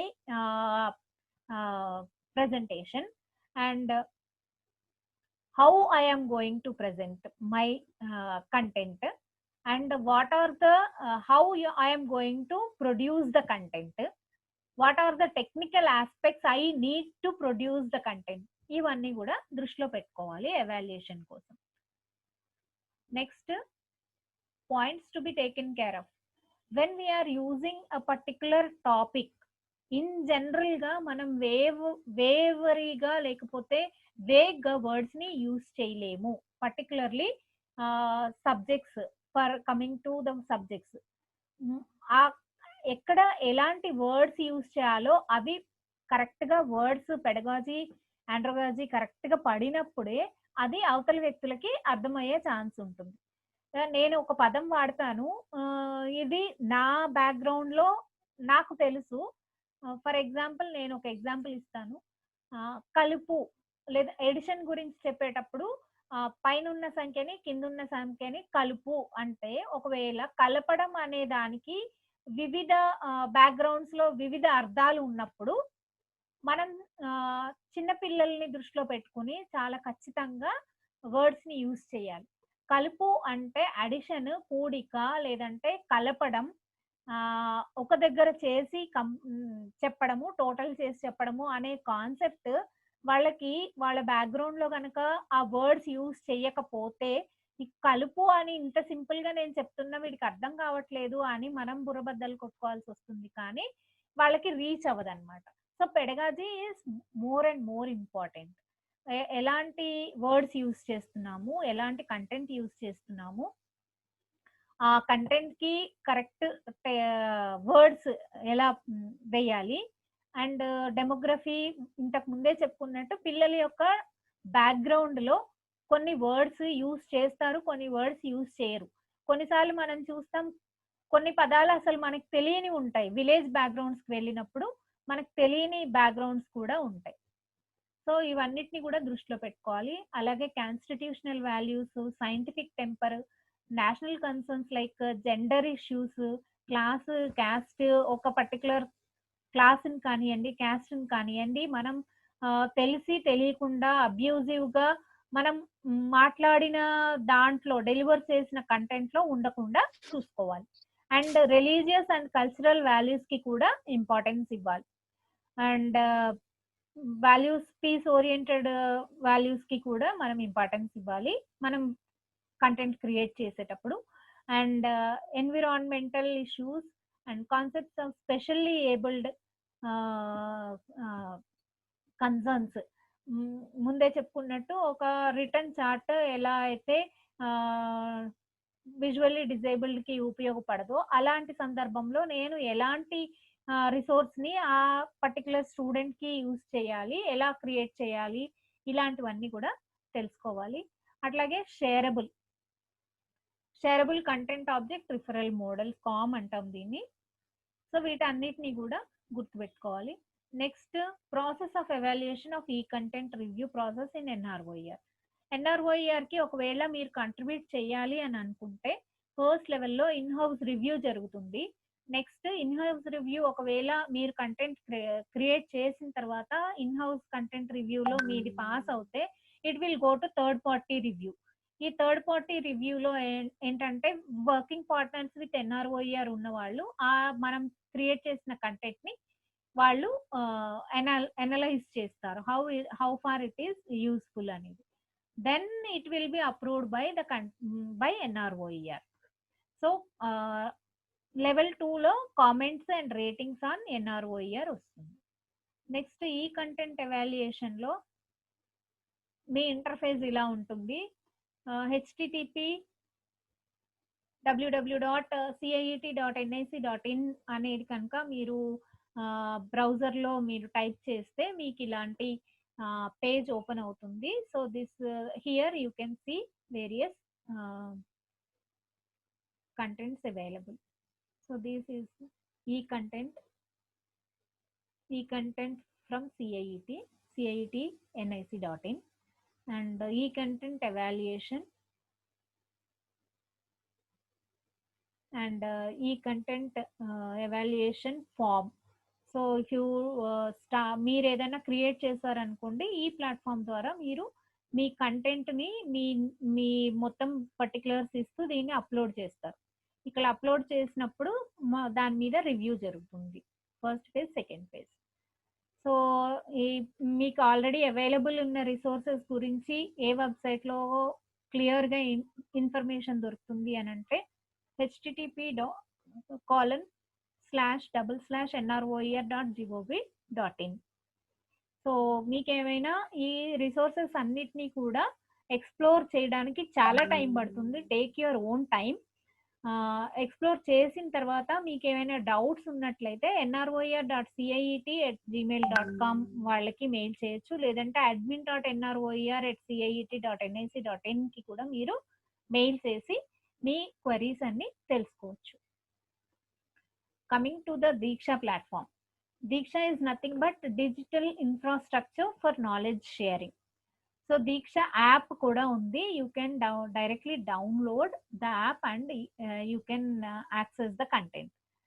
So దీనిలో మొత్తం ఇంపార్టెంట్ ఏంటి అని అంటే ministry of HRD launched Diksha digital infrastructure for knowledge sharing for teachers across the nation with advanced digital technology. So main components of Diksha platform ఏంటంటే teacher profile and registry.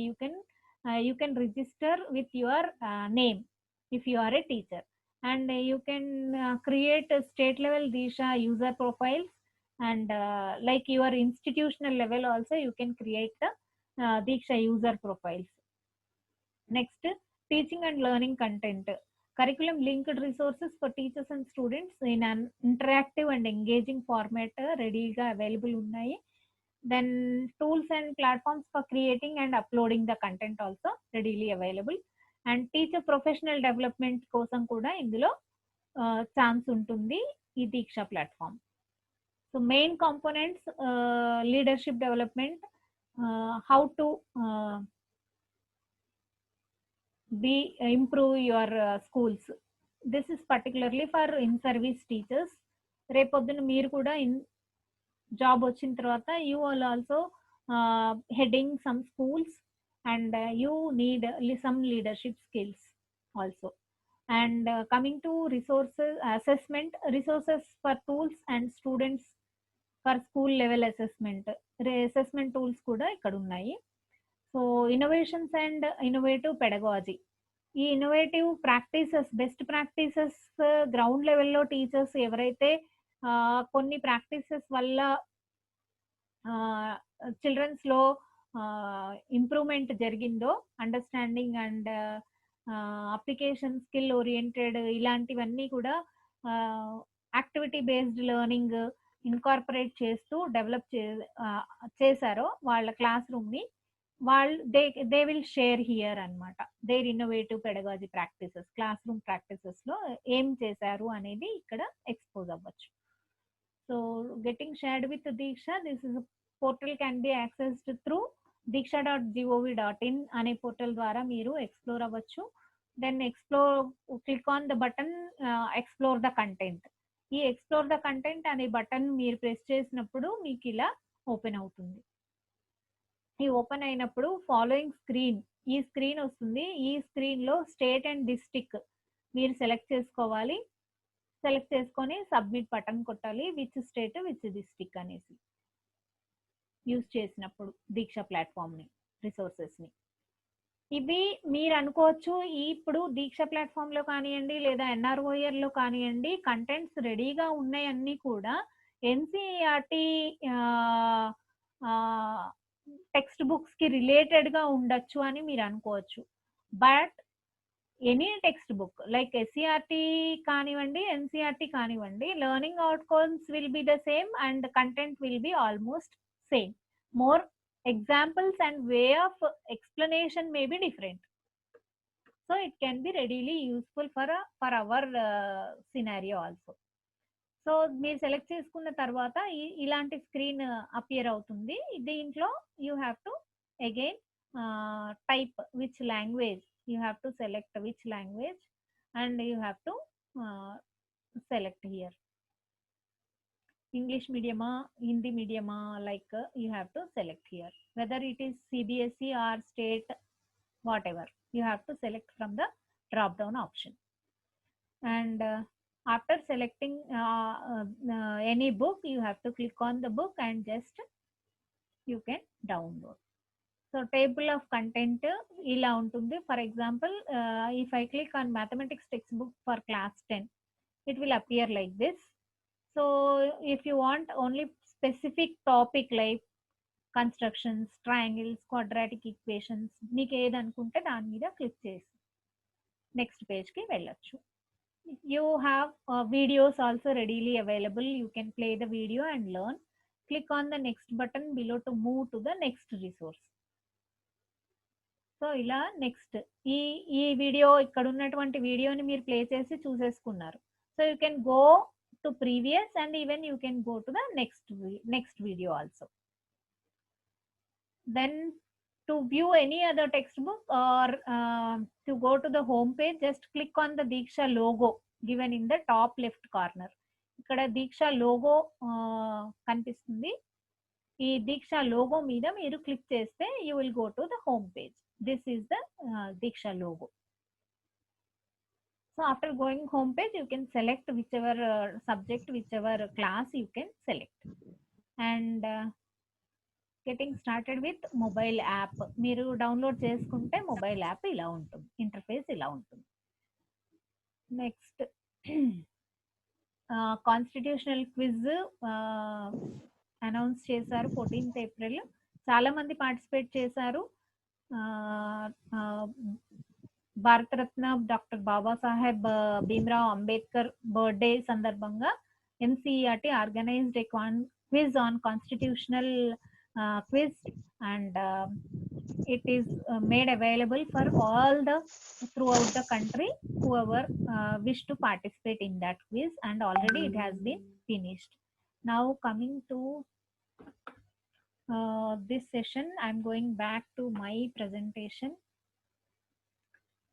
So last slide I want to show you.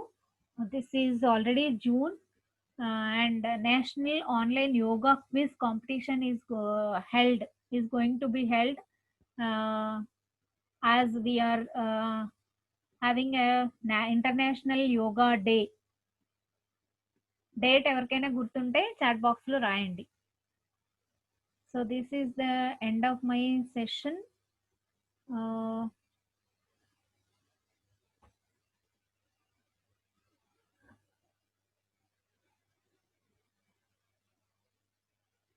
Hello, Narendra sir. Hello. Hello. Sir. It's a wonderful presentation and it is useful to our trainees. Okay, sir. Very Thank you. nice to be here with you today. Okay, sir. Almost all are received your message perfectly. ఇంకా ఇంకోటి ఏంటమ్మంటే ఇప్పుడు మీరు చెప్పండి. చెప్పింది కదా second part ఏదైతుందో అది కొద్దిగా ఫస్ట్ పార్ట్ చెప్పిన కదా అది బాగా రిలవెంట్ ఉన్నది. అది First second part, part sir. ఎట్లా చేసుకోవాలి, ఎక్కడ ఫ్రీ అవన్నీ ఉంటాయి కదా చెప్పారు కదా. Open ఇదంతా education resources. ఎంత కొద్దిగా కొంచెం ఏముందంటే కొద్దిగా పిల్లలకి